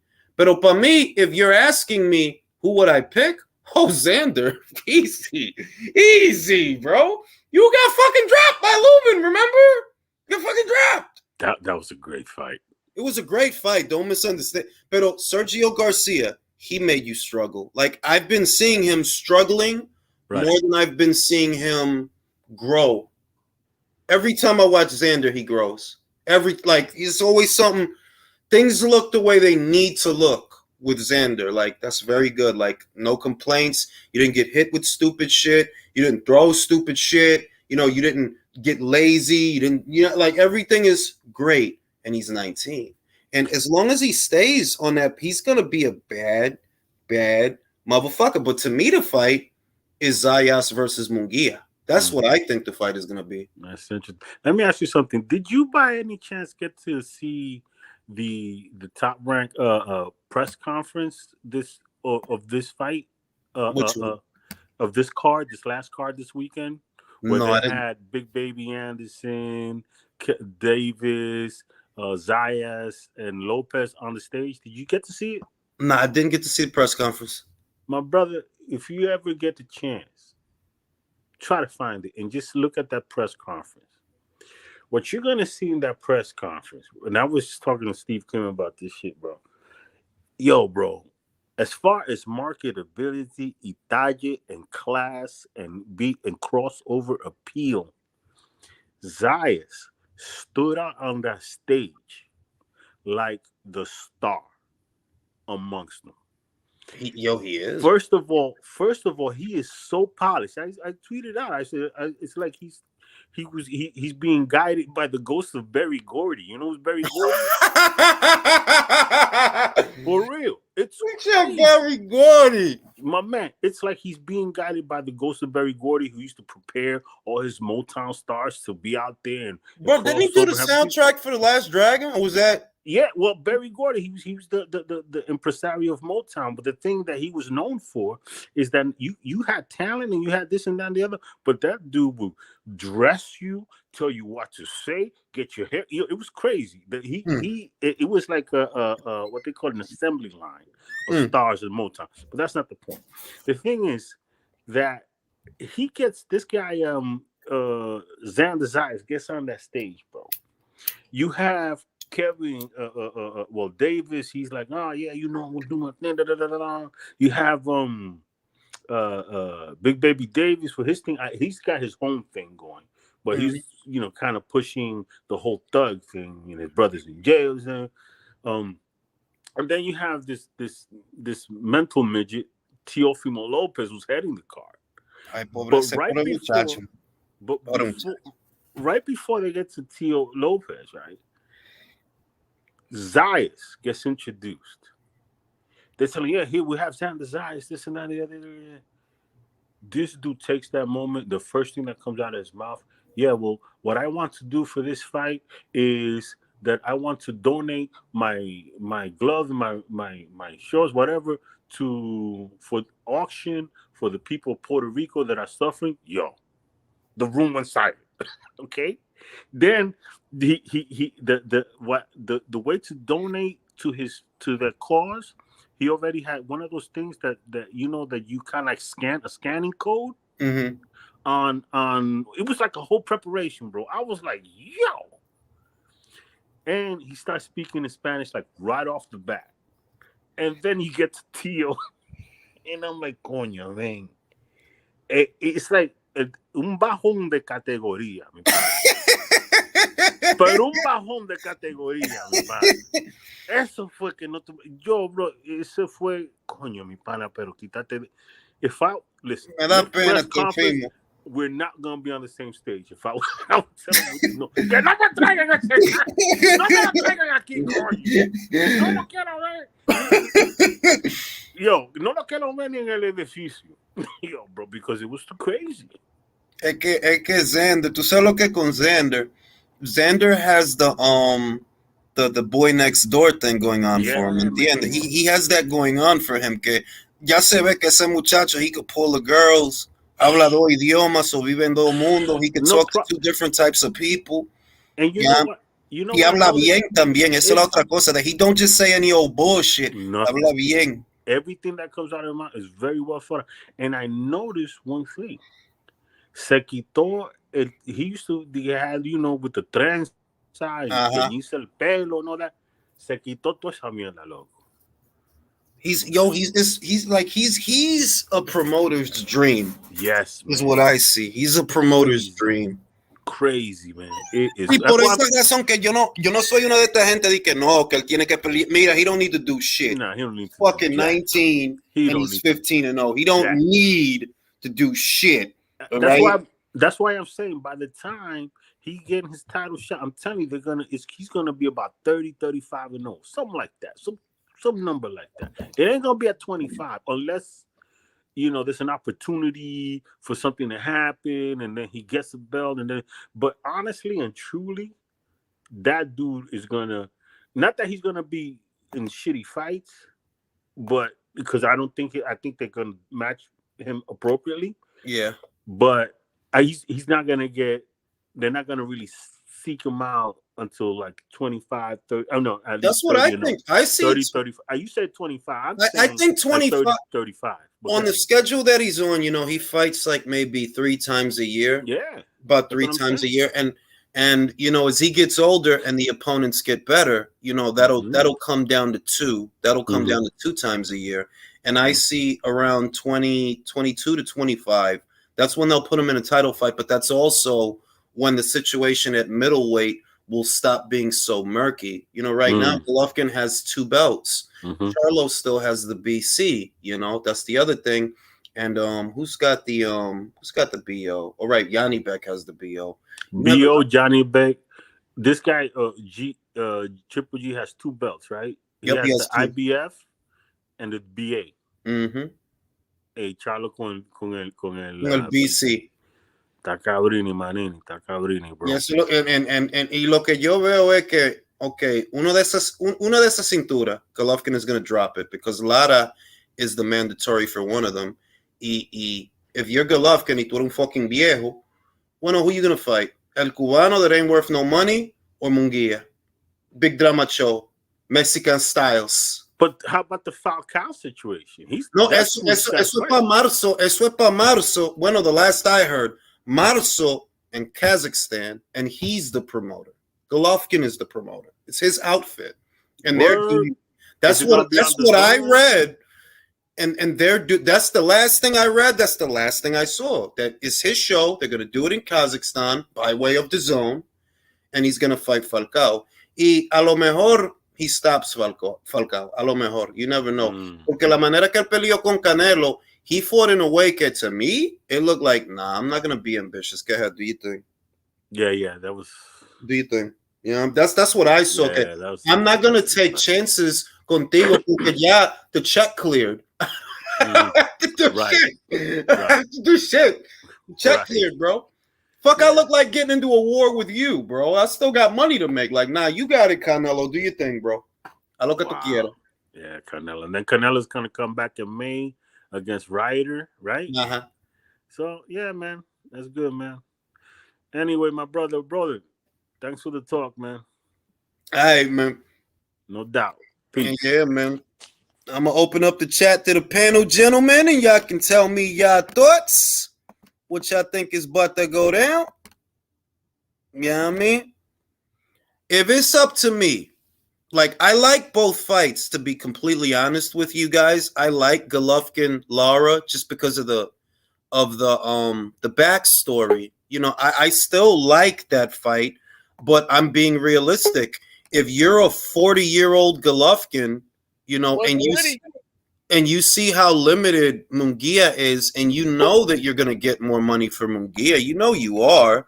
So I'm just and he's still doing business. If what I read before, if that ends up, if the story doesn't change, okay, he's still doing business with DAZN then, which makes the Munguia fight that much easier to do. And we know Munguia wants to fight an old ass Golovkin, so it's kind of odd. It's kind of a no-brainer. They should just make the fight and get it over with, man. For real. Well, he said he's going to fight that Brazilian guy in March. That was the last thing I saw. That he's going to fight that unbeaten Brazilian southpaw. Who is it? Falcao, Esquiva Falcao, unbeaten Brazilian southpaw. He's fought on top rank shows a couple of times. Nothing about him stands out, but he's solid. Nothing about him stands out though. Like he's not a huge puncher or a speedster or a slickster, but he's a solid fighter and he's an unbeaten fighter, and he's also. You think he'll win? Say he's an Evanesian level guy. I would say he's a cut above an Evanesian. You think he'll win? He's an Olympian, man. Who? Golovkin? Yeah.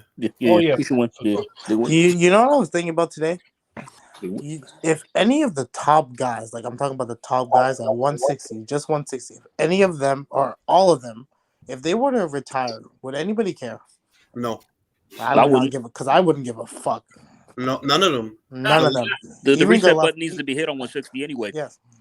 But the thing is, who do you replace those guys with? All right, Zayas, right? Zayas. Yeah. But who else? Phil's because that's Golovkin. That's Charlo. That's Yanni Beck. Yanni Beck can stick around for a minute. Well, what's the tall Yanni Beck ain't no old fighter. What's the tall guy at 154? What's his name again? Fundoria? Yeah. Sebastian. Yeah. I mean, he hasn't even got his shot on 154 yet, so I doubt he'll move up to 160 anytime soon. I feel like it's going to be him and Spence for the vacant WBC. That's kind of what I'm thinking. That 154? Yeah, Charlo today said that he's not leaving. You know, he said that. Yeah. But I don't. Yeah, he said that. He said he's going to stay at 54, but. Nah, as soon as they move Jamal up, as soon as Jamal moves up, he's gonna move up to get that. Yeah, he's gonna move up too, bro. Yeah. Like, because he's gonna spend his whole career at 54. It's not that they don't have fights; they do have. He's not wrong because he said this, and it is true. They have fights for him. They have Fundora, they have Murtazaliev, they have Kurbanov. That he's about to fight Tim Tszyu, so they got enough fights to keep him there for another 2 years. That you can make. But I mean, I don't think it would happen. But Errol Spence. No, I don't. I feel like he'd rather fight Jamal, bro. Just because he doesn't want to fight Crawford, bro. He just does not want that fucking fight. I feel like he'd rather do that, bro. Like honestly. Yeah, man. We'll see, man. Because even though he said that, guys say a lot of things, and we know that the fighter himself is not in control, at least not with that outfit. If they deem it necessary that you move up after the Tim Tszyu fight, that's what's going to happen. Yeah. It's like really he's going to stay there the whole time, 154 forever. No, Errol needs to move up. And I don't think Errol's going to fight Jamal. No way. Is he? Oh, God, no. I don't know, man. If he ain't fighting Crawford, he sure as hell ain't fighting Jamal, man. Yeah, but if you're Al, right, and one undisputed fight gets fucked, right? Who mic is that? Not me.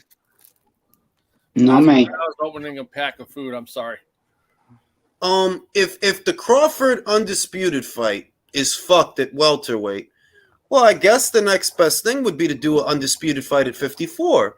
Yeah, but here's the kryptonite to that. Crawford will move up to 154, and then we're gonna have the shit going on. It's the same shit. Cause if he moves up to 54, it's the same shit. He's in the same shit. As long as Jamel has the belts, shit, yeah. Well, at least we see Errol Spence get knocked the fuck out. I'm just thinking that if you're Al, would you rather Errol lose to Bud or would you rather Errol lose to Jamel? Will If he put Jamel. Spence in there with Jamel? I don't. Do you He think was he will? gonna sacrifice him to Canelo. that's But, what I'm but, I was saying. Canelo. This is Jamel. He don't sell. Like That's true. But I think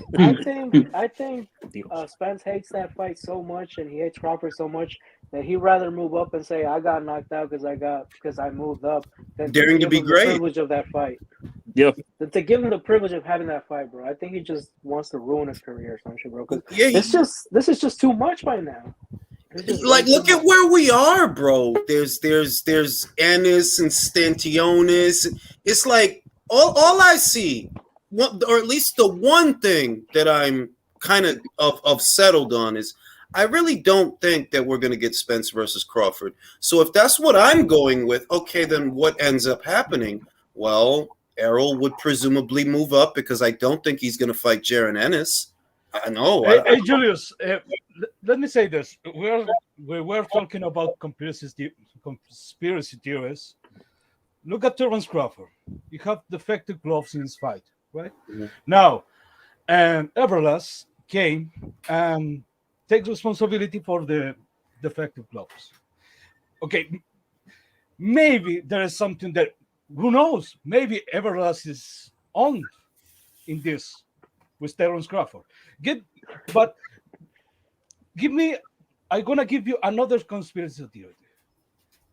We have Jared Boots Ennis, Virgil Ortiz, and Estañones waiting for Errol Spence. We in top mandatory and top positions in every sanctioning body. Mm-hmm. They're asking for that fight. Who gets the mandatory position? Who gets ahead of all those guys? Keith Thurman. It might be possible, maybe, that the PBC is colluding with the WBC to elevate a lesser fighter in Keith Thurman. Maybe it's a reach. Maybe it's to elevate him to champion? No, maybe PBC is colluding with WBC to give Errol Spence an easy fight in Keith Thurman. It might be possible. That's what I've been saying. They are. They are. I mean, they are. Of course, Yeah. they are. The proof has been in the pudding since October. Yeah, but at this point, that's because in the fact of the matter, that's a conspiracy theory because we don't have any proof. But don't you think that theory has much more sense than the Terence Crawford glove gate? Of course. That's what you just described about Keith Thurman. That's conspiracy fact. Not theory, fact. See, it's not even. But see, this is why we can't say it's a theory. This is in a nutshell. This is what makes it reality. Montes Stanionis was already the mandatory challenger for the WBA before Keith Thurman came back. He was already the mandatory challenger last year, right, which is why Ugas had to petition and cry and kick and scream so that they would let him fight Spence. And they reached a deal. Exactly. They reached the deal to where the deal was, okay, if Stanionis steps aside, he gets the winner of Ugas versus Spence. And he did that, right? Keith Thurman didn't come back till this year, yet he ended up ahead of Stanionis. That's not a theory. That's whacked, man. Jules, Jules, an interesting side point. Now that we think that Conor Benn is going to be let off by the WBC, where do you think they're going to put him back in the rankings? Where do you think he ends up? Because he's coming back. They're going to let him off. He's not gonna.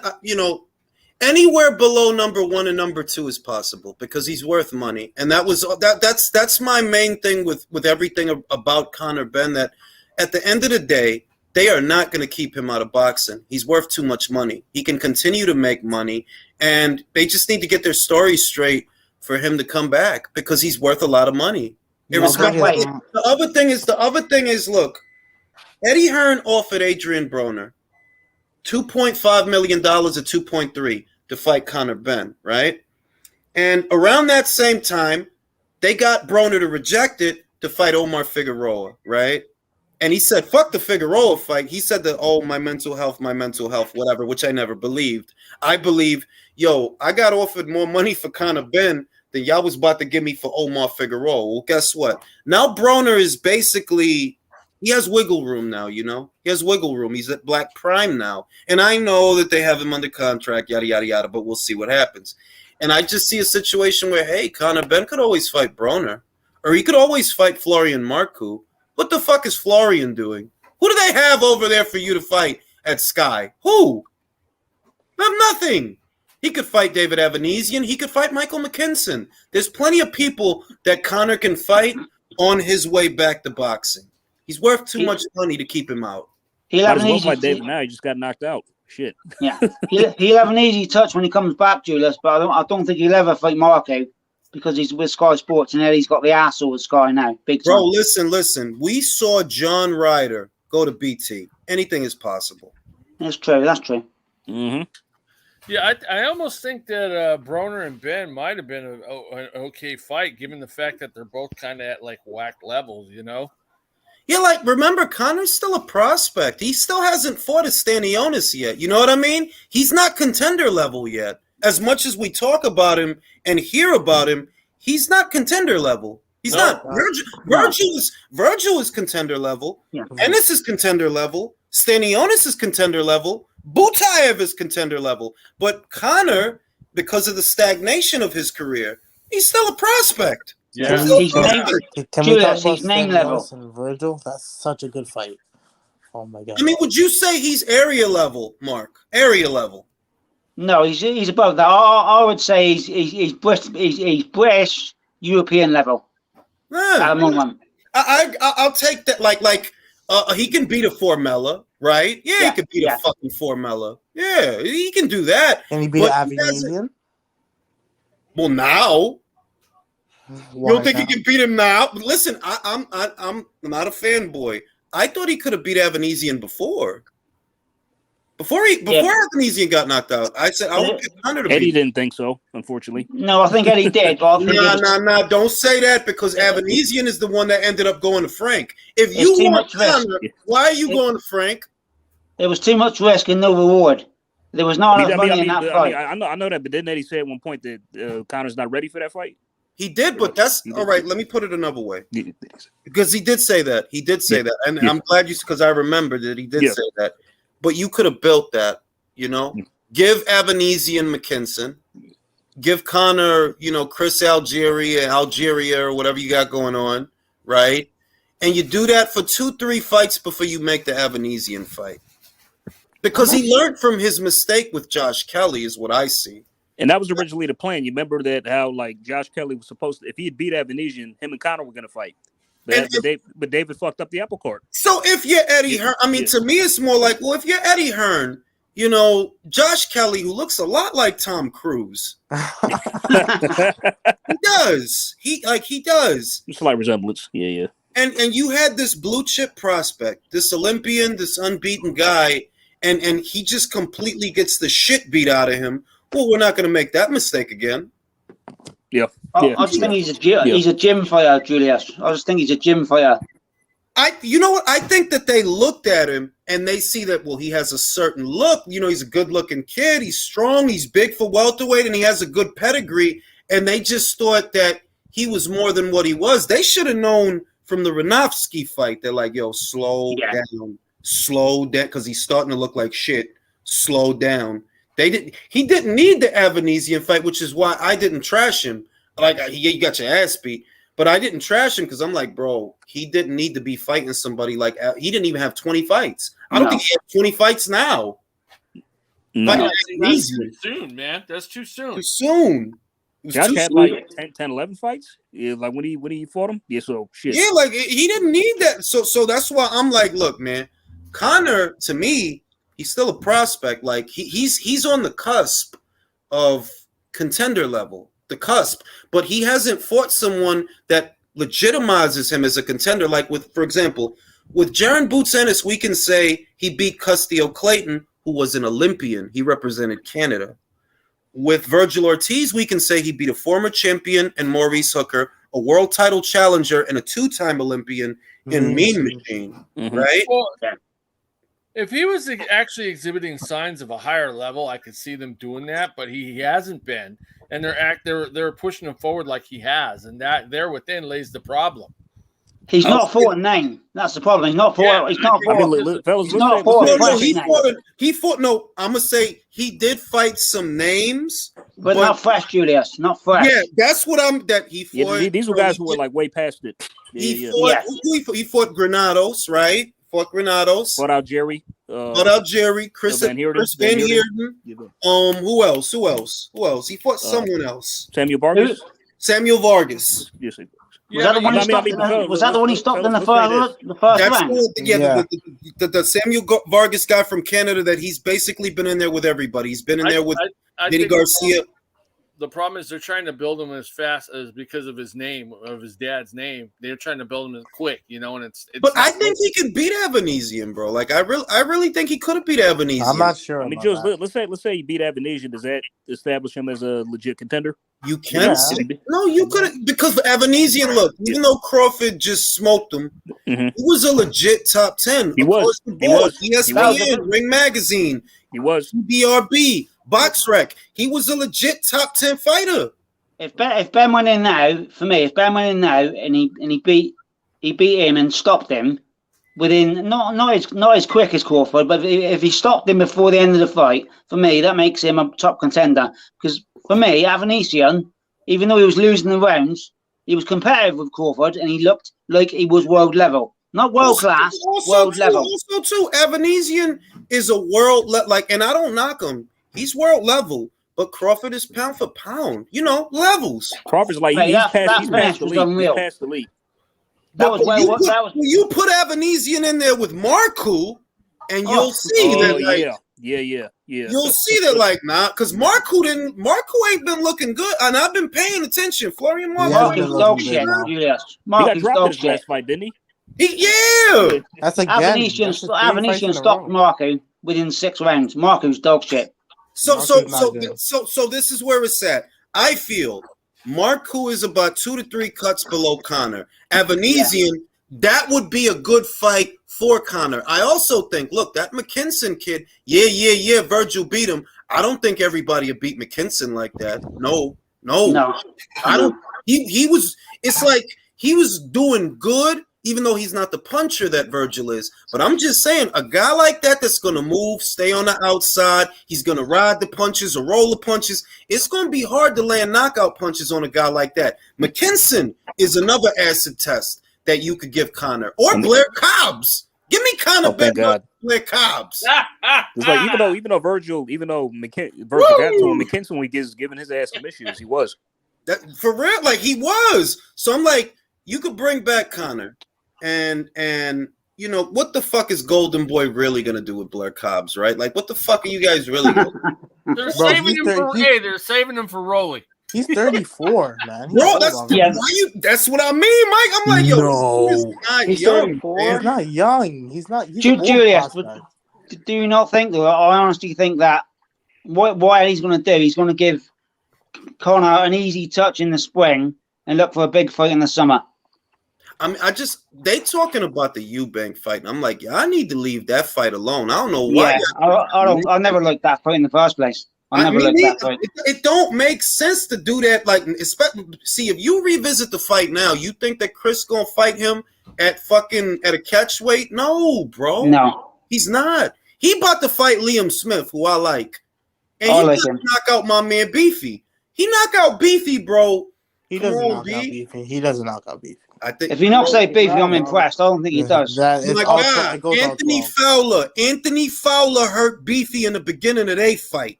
I'm just saying, and that was at 54. He about to fight Eubank at 60. Eubank, I don't like him, but he's strong. He dropped Williams 3 times, bro. He's got some chin. Yeah, but Williams in that fight, though, Julius, had massive problems. I know from my Welsh connections, he was really, really weight drained and sick. He was a fucking shadow of himself. That's why he was so weak. But can we agree? Look, Eubank knocked out Yildirim. He dealt with Yildirim easier and knocked him out better than Durrell. Oh, I Darrell agree, had to go definitely. through Darrell had to go through mad shit with Yildirim. Eubank beat Yildirim. Nobody remember he was an unbeaten fighter at the time. It was the beginning of the World Boxing Super Series. He knocked his ass out smooth, and that was at 68. All right. So But I'm would just you- saying, Eubank can punch. Can we Yeah, he agree? can. He can Yeah, I punch. agree with you. But would you say, for me, I would say that Eubank is, I would say, he's a B-level boxer with an A-level chin. Yes. Yes. I never seen him hurt, bro. 60, No. I would say His 68. I've chin's never unreal. seen him B hurt. His chin's unreal. His And chin he is can, fucking and he unreal. can punch. He can punch. Now, all I'm saying, Anthony Fowler, if Anthony Fowler could buzz Liam Smith down there at 54, Eubank can't knock him out at 60. Telling Oh you. yeah, I won't bet against it, but I'm still rooting for Smithy. I want Bro, Smithy to beat him. if Beefy was to beat this dude, I'll pull my dick out on camera. Yeah, and me. I fucking hate Eubank. I Yeah, fucking no, hate listen, Eubank. I've never fucking liked Chris since he ducked Golovkin. I've never liked Chris Eubank. You think He Eubank's a fucked puncher up though? Kell Brook's career. I fucking hated him for that. That's why I hated him for. And we talking all this Eubank shit. The fight that I see is kind of been Kell Brook 154. Oh, You think Kell comes back again? Yeah. Kell said he was coming back. He said he was going I to come don't- back for the winner of Eubank versus Conor Ben. So I'm like, look, if you want to make a fight and a fight that makes sense, that it could still be a good fight, get Kell Brook a tune-up and then put him in there with Conor at 154. Conor beats him. Kell's he beat a shell of Amir Khan. Kell's got nothing left really. I think Look, Conor at stopped him. 54, he looked okay. Here's the problem. Here's the real problem. When Crawford fought, and y'all know I'm a huge Crawford fan, but Kell don't need to be fighting at no fucking 147. That's really the problem. He can't make it anymore. He can't make that weight. It. And he made it for Amir Khan, but Amir Khan is chinnier than him. So it's like, if he gonna fight, it got to be 54-60, where he's solid. Because when he fought that Marine guy, Mark DeLuca, he looked sharp as shit. And I know Mark DeLuca, but Cal looked good. It's a healthy weight for him. So if you can't do Eubank, do Conor Ben, Kell Brook, 154 or 160, because you was about to fucking fight Chris at 160, right? So fuck it. Cal, Julius, I'll tell you why I hate Chris Eubank the most. Because he has absolutely fucked up the 147 division. Because if he didn't bottle the fucking fight with Golovkin, then Kell Brook, for me, would have beat Spence, and we would have never had any of this bullshit with her the last 5-6 years. So I think he would have beat Spence if he didn't come down and break his fucking eye socket. I think he would have beat him. Kell was supposed to fight Jesse Vargas. Things slowed up because of Brexit. I remember that. That was going on. Jesse had the WBO. Obviously, Kell had the IBF. And I believe had he not gone up for Golovkin, he would have fought Jesse and he would have beat him. And then he would have fought Spence and he probably, because it's not like Spence dominated him. And people, they don't remember that it wasn't easy, It's not like Spence went in there and ragdolled him. Kell was winning rounds. He gave Spence a hell of a fight. So to me, I think he would have won on points if he didn't fight Golovkin. I think Kell, if he didn't go up, come back down, break his eye socket, I think Kell would have beat Spence on points.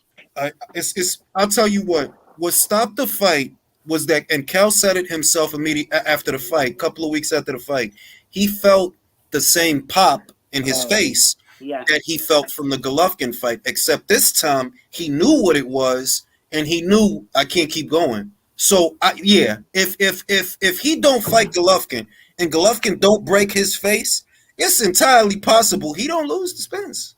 Jules, can I ask you something?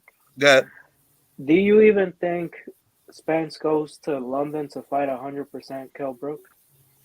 No. They took advantage of that, bro. He wouldn't have gone over there. It was perfect. It was perfect. He's coming down in weight. In London, right? Because he was the A side. It would have always had to be there. Like it was the perfect situation for Spence because you hit hard Kel just got fucked up, and it was a year. It was like a year or close to a year between the Golovkin fight and the Spence fight. The Golovkin fight was up there at 60, so he about to cut a lot of weight. He just had surgery on his face. He just got his ass whooped in 5 rounds. It was perfect. It's fucking perfect. And that eye was a target, man. Easy target. Like shit, the shit was that they might as well have served Kel up on a platter, and even with that, it was competitive. Go back and watch it. It was competitive. Kel was winning rounds. But also, that was when Spence wasn't a fucking lunatic. He was actually disciplined then. He wasn't out pissing up and smashing up cars and whatnot. He was actually disciplined when he fought Kel. He wasn't the mess he is now. He's a fucking mess. Now, I feel like the only thing holding Spence together is Scotch tape and bubble gum. That's what's holding him together. Scotch tape and bubble gum, because he's a mess, bro. Like he's still getting into car accidents. I know it's not his fault, but it's still happening, bro. How are you still getting into car accidents, bro? It's just bad luck. It's the injury. It's the car accident. Y'all want to know about y'all want to know about one regret? You want to know about one regret about the owned that. Fight? Sorry. Yeah, he owned that Little Wayne died. I mean, but y'all want to know my run regret about the Evan fight? I wish that was Spencer chin like that. Bro, I gave up on that shit. I'm more interested in Regis Prograis versus fucking Jose Ramirez than that shit, because it's a chance we get. That's a good fight. It's a chance we actually get that. Yeah. I'm sick of this Spence and Cross. Like, I'm sick of that. Like, I'm tired of that. It's people. Jules, can I flip the script? I want to talk about Ebony Bridges against Shannon O'Connell on Saturday, right? I've got to get this off my chest, right? Shannon O'Connell for the last year is basically saying, I wouldn't use her for sparring. She's fucking useless. Everyone in Australia hates her, blah, blah, blah, all this bullshit, right? Fight week saying this, that, and the other. Got caught on camera calling her a cunt, a fat cunt, and all this lot, right? Mm-hmm. Ebony beats her ass, and this so-called professional, who's 39 and very experienced, hasn't got the balls to do one post-fight interview. How fucking shitty is that? Oh my God. How shitty is that? She did not one post-fight interview, right? Leaves she's already in Australia. Yeah. She's already so ain't gonna be no post-fight interview. It's a wrap. Yeah. She gonna go hide under a rock for a couple of months, find another prospect to fight, and she gonna try to put this. And it's like, I told people, I'm like, look, man, on some real shit. I've seen footage. She sent me footage, good sparring footage. She sparred some big girls, man. The power is real. You know what I mean? Yep. Because she is the way she is, motherfuckers gonna hate. Like, look, I don't care if the lady got silicone. I'm not talking about that. I'm talking about the fighting. And I'm telling you, the lady's good. I said it the day before the fight. Shannon's a sucker for an overhand right. Shannon's a sucker for that. Who got an overhand right? Ebony. Except hers is harder than the girl that was piecing her up. And Jules, don't forget, she went into that fight with that bad hand again. And it went up after the first round. And she got to have surgery again. She was fighting with one hand and still beat her ass. Fam, I corresponded. Yo, how's the hand? Yeah, it's still messed up. I'm going to have surgery for it after the fight. I'm a week after the fight. You know what I mean? I spoke to her yesterday. You know what I mean? Yeah. So at the end of the day, you talking about a fighter going into the fight with a busted hand. You talking about a fighter that they debut, they hurt their fucking ankle, and people still hate. You could tell them that, and they still hate. And that tell me that, look, whatever you don't like about this lady, it really don't got nothing to do with boxing. Clear, because there's no reason to dislike this person. She was injured going into the fight? Yes, like her hand been fucked up since the Ganglaw fight. Yeah, since Ganglaw, yeah. Yep. Who, Ebony? Her right hand been fucked up. It been fucked, and she told me, yo, I don't want to have a surgery. And this was way before the Roman fight. Why doesn't she have the surgery? Because if I have the surgery, I'm gonna end up sitting out. I don't want to sit out. I want to keep. Jules, she had that bad hand. That's a when she first came to the UK, and she was training Renzo. When she was training Renzo, when I was speaking to him, that hand was giving her issues then. And that was 18 months ago. It's like, and I know, but I don't put it. I didn't put it out there obviously because you don't want people to see that and then they relay it. You know what I mean? Like, I No, didn't that's a mention. real fighter. I didn't mention it, and I've known for a while now. Yo, her right hand is fucked. I was telling her, yo, use the left hook. That's what Helen Joseph used to knock out Shannon O'Connell. She hit her with the left hook. It's like, and don't throw the right unless you absolutely have to. And you saw the fight, like, man, fuck that, mom. It was the 1-2. It was the 1-2. No, dude, what impressed me was at the end when she got on the ropes, and all you seen was O'Connell's face going back and forth. Bro, bing, boom, bing, boom, bing, boom, bing. boom, boom. I was like, oh, bro. He got stowed on. And I mean, can you believe the audacity? Can you believe the audacity of that fucking woman? She just got her ass beat, and Sky Nicholson is clapping Ebony Bridge, her friend, for winning, and she puts the finger up and says, "Shut up, you fucking slag."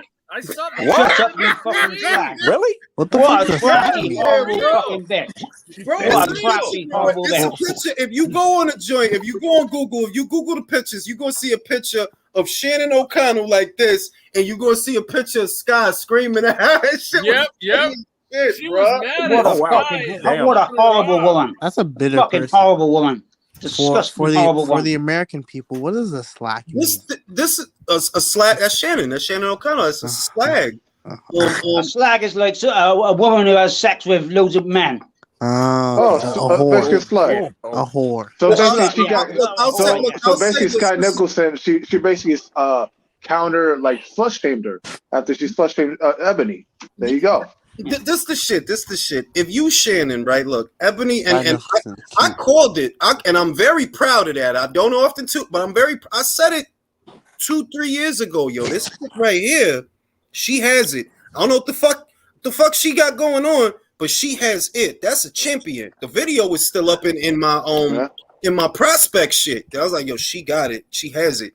I knew it, mate. I knew it. As soon as you went and trained with Enzo and he rung me and he told me, I knew it straight away. I knew. And I said, look, Mark Tibbs, motherfuckers can say what they want, but Dillian White looked all right under Mark Tibbs. I ain't forget that. Why you leave him, bro? He should have stayed. Yeah, he looked It was a a lot. money issue. That period. Mark Tibbs takes too much of a percentage. That's what the problem was. He's worth it though. Well, now we see where he But is now. But I'll tell you what. That renaissance that he had, where he started beating people, he beat Hellenius, he beat motherfucking Chisora 2 times, he beat motherfucking Rivas. That was with Mark Tibbs. 11 wins without a loss since he went to Josh. Since he lost to Josh, He should have paid that man. Doesn't Eddie pay him well? He has money. Yeah, bro, it's not even just he owns his shows. He has money. Yeah, he has money, man. That's Dillian White owns his shit. Say what the fuck y'all want. That's not a dummy. Dillian is a smart dude. He getting money. I'm like, yo, you should have just kept paying Mark, bro. You looked all right under Mark, but do you think he'll bring him back? Hold on, guys. Do you think he'll bring him back for the Joshua rematch? No, he got Buddy, bro. He got Buddy. Bro, he doesn't win that rematch anyway, man. It doesn't matter. No, he gets knocked out in 4 or 5. It's pointless. Get Dillian shot. I don't want Dillian to see shot. that fight, bro. I'm gonna be honest. Yeah. I didn't like his comments recently. That it's like, oh, I like when they asked him about it, like, who would you fight? And then he said, Dillian because he got more swag. And I'm like, this ain't What it, do you bro. guys think about him with Derek James? I haven't even had the chance to that. I'm like, yo, what are you doing, bro? You taking another tour of trainers, bro? I don't like it, bro. He's indecisive. He's scaring me, bro. Well, his career is currently in flux. He doesn't know what he wants to do with a trainer and none of that. You know what I mean? It's like if I had to recommend a trainer for AJ right now, Buddy McGirt. No, not Buddy. Ismael Salas. Yeah. Ismael Salas. That's an interesting based on Joyce's trainer though. You can't go, but look, you ain't gonna fight Joyce, bro. That's the other. We got to be real, bro. The politics. Frank ain't sending Joe to no fucking DAZN, and Eddie ain't sending no fucking AJ to BT. It don't go down. They not gonna fight, is what I'm saying, and they wasn't gonna fight. Period. I'm going right to Salas and his platform shoes, and fuck it, because you going to Derek James, bro. His fight is an alcoholic. Problem with AJ is he got Jules. The problem with AJ is he got too many people in his ear. And he can't make his own mind up where he wants to go. He's flip flopping. He needs one good person in his ear telling him, look, go with this fucking guy. He's got too many people whispering in his ear. Try him, try him, try him. It's no fucking good. He's got to settle down with one trainer. I heard he went to Pensacola. I heard he went to Pensacola and he was with Roy. I heard that 2 weeks ago or a week ago. He went to Pensacola. He saw Roy. He was here. He seen Virgil Hunter.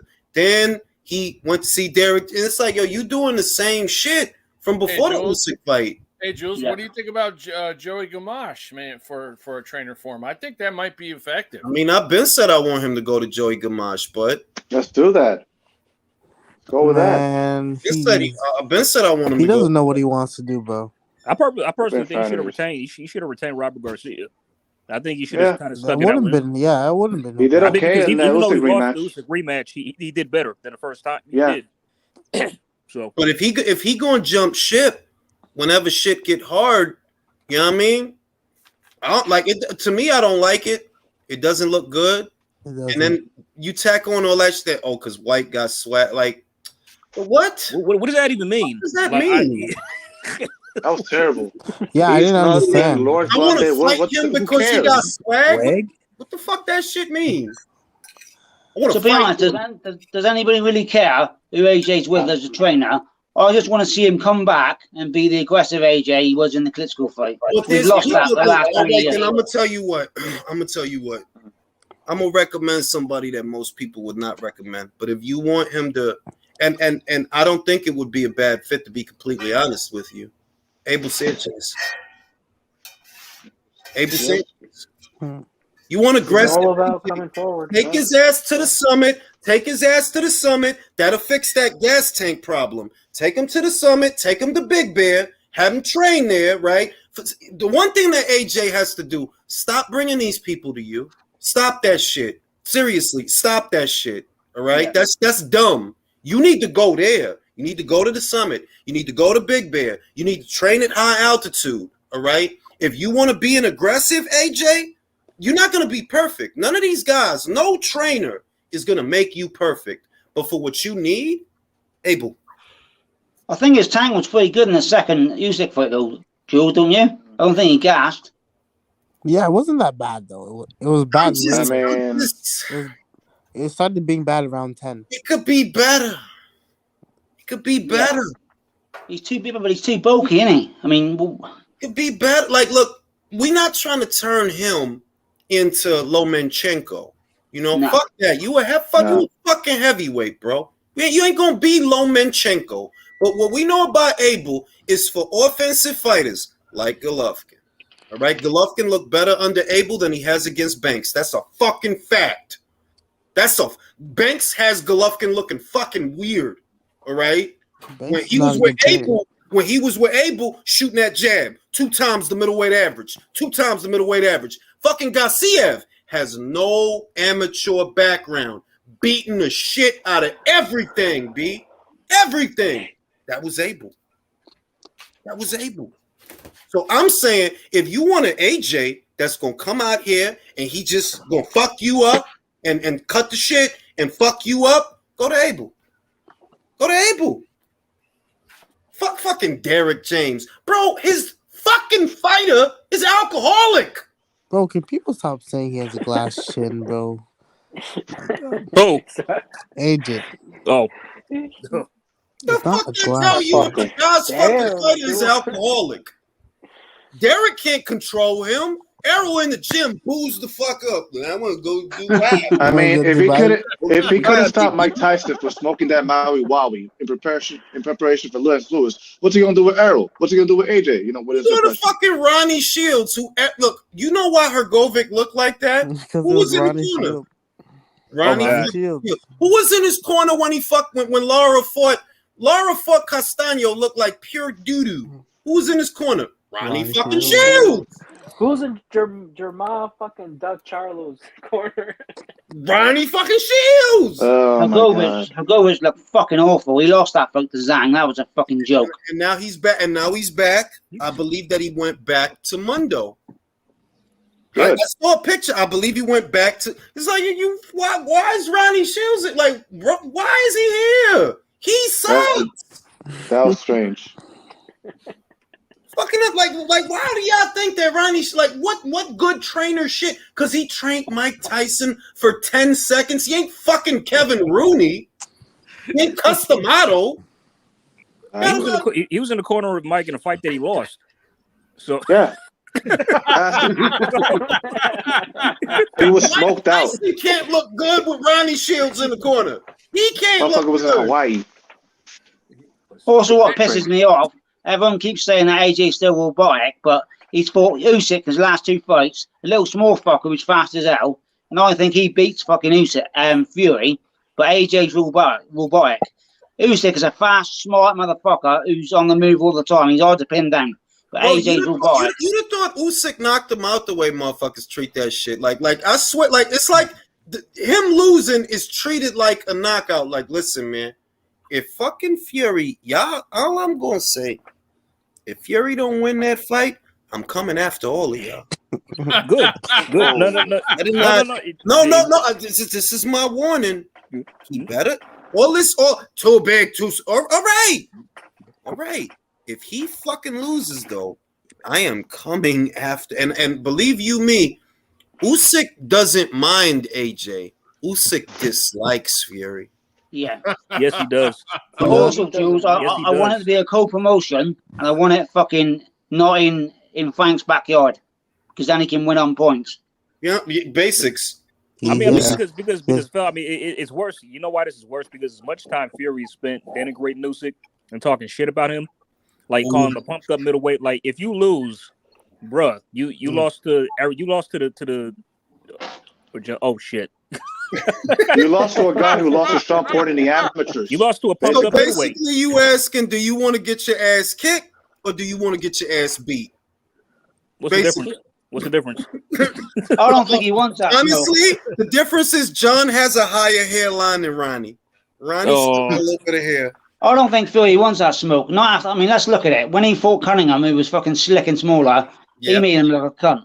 And I think Usyk, I think Usyk will make him look a cunt. Mister, I can lean all over you and I'm fucking slick. Will be made to the average. He says all that shit, and I'm like, look, I get that he ran over Wilder. I get that. Like, I'm not knocking that.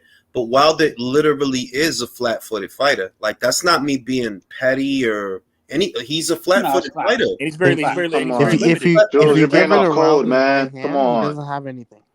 Like, if you come forward on Wilder, what you think? Wilder going to do the shuffle? No, he's still going to stand there, shoulder square. Yeah, he was able to do that to Wilder. Fucking Usyk is anything but flat-footed. Anything but. He don't stop moving around. He doesn't. So, oh yeah, he just gonna run him up. We'll see, motherfucker. We'll see. We shall. Okay. It wasn't John David Jackson in the D-Hop's corner when he got knocked out the ring by Joe Smith. Yeah. Oh, okay.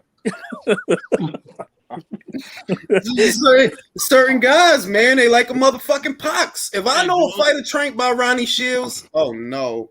Hey, Jules, did you see that thing where Manny's talking about coming out of retirement to fight Spence at 40? I've been seeing that, yeah. We already talked about that. That's not happening. Come on, bro. It's not happening. It's not happening. Retarded. Sorry. Like, who the fuck going, like, bro, who is going to give Manny, nobody wants to see, like, look, Manny. Just because you beat a guy named Yuhu. Yuhu. Like, bro, like, the fuck? And he's what, 46? Who, Manny? Yeah. 44. Yeah. 44. Close enough. Fuck. Yeah. Like, man. Go sit your ass down, Manny, bro. Please. No, I mean, not only that, wasn't he calling out Floyd for a rematch? That should happen. He should have been having that since 2018. And I'll say this. Maybe an exhibition. I don't, the shit that Floyd is doing, which is enough, it's like, fam, you fighting YouTubers, you're fighting MMA fighters, you're fighting social media influencers. He's broke. Honestly, you would get more money doing an exhibition with Manny. Yes. Yeah. Why don't you just fucking do it? Because he got to wait another 5 years for that. He's getting $1 million to show by the Manny's press still Another pissed duck. off. Manny's still pissed off about losing that fight to Floyd. He is, but what, are you scared? Are you scared? Are you scared to do an exhibition match with Penny Pacquiao? He probably is. He probably is. He got a black eye from a fucking YouTuber who can't box. That's true. Oh, Fucking hell, man. yeah, I I'm remember. embarrassing. He got a black eye from somebody who's not even area level. He is That's useless. true. And you know what Deji said? Deji said Area level. Oh, Deji said that Floyd tricked him. That Floyd's people said Floyd's not going to really hit you. You know, he's not going to really hit you. He's not going to. It's just he's going to waltz with you. This is what Deji said. He said Mayweather's people told him that, right? So then he's in the ring with Floyd, and they were like, "Look, if you feel like Floyd's getting a little bit aggressive, just tell him, calm down, relax." And Deji said in the interview, he was like, "Yo, so Floyd hit me a couple of times, and we were in the clinch. I said, yo, please relax." He's like, "Fuck no, I'm Floyd Mayweather." He's just. Well, see, that So was Deji slipped the left hand and gave him a black eye. Yo, that was Like Deji's mistake. He believed the representative of Floyd's team. So, bro, but that's just some dirty shit to do to a It kid is. who is not a boxer. He's not a boxer. That is. Like You literally, can't he's take not pride a in that. boxer at all. His name is Deli. Speaking of which, that reminds me of a funny story. Have you guys ever heard of the sparring story of Sugar Ray Leonard when he was on a cruise ship? Y'all heard about that? No. No. This happened in like the late '80s, I think, and he was on a cruise ship, and like one of the workers happened to be an amateur boxer, and they asked, Oh, I Sugar, did like- see that. And Yes. he tried to get cute with Sugar. I mean, Alright. dude, no, Jules, before his manager told him, talk about like have fun, but if you try anything funny, Ray's gonna knock you out, and he hit Ray in the fucking face. Yeah, and Ray and yo, I remember watching a story. Ray knocked about him out. Ray dropped him with a body shot like right after Yeah. that. Got it over. Oh yeah, I remember that. Bruh, you stop That's good. playing with these Hey, guys. I mean, you can find it on fuck YouTube. Around, Yeah. You fuck around, you find out. The more you fuck around. Yeah, don't piss off a pro, man. And the funny shit is Ray was always very gracious with the fans. So you really must have fucked up that you made him, because he was always gracious with the fans. No, see, he was warned not to hit him in the eye, and he hit him in the eye. He got what the fuck that get you. Yep. The fuck that get you. Now, on that note, gentlemen, I will see y'all on the next live because it's definitely time to go to sleep. Yep. Martin versus Rivera. That's this weekend, right?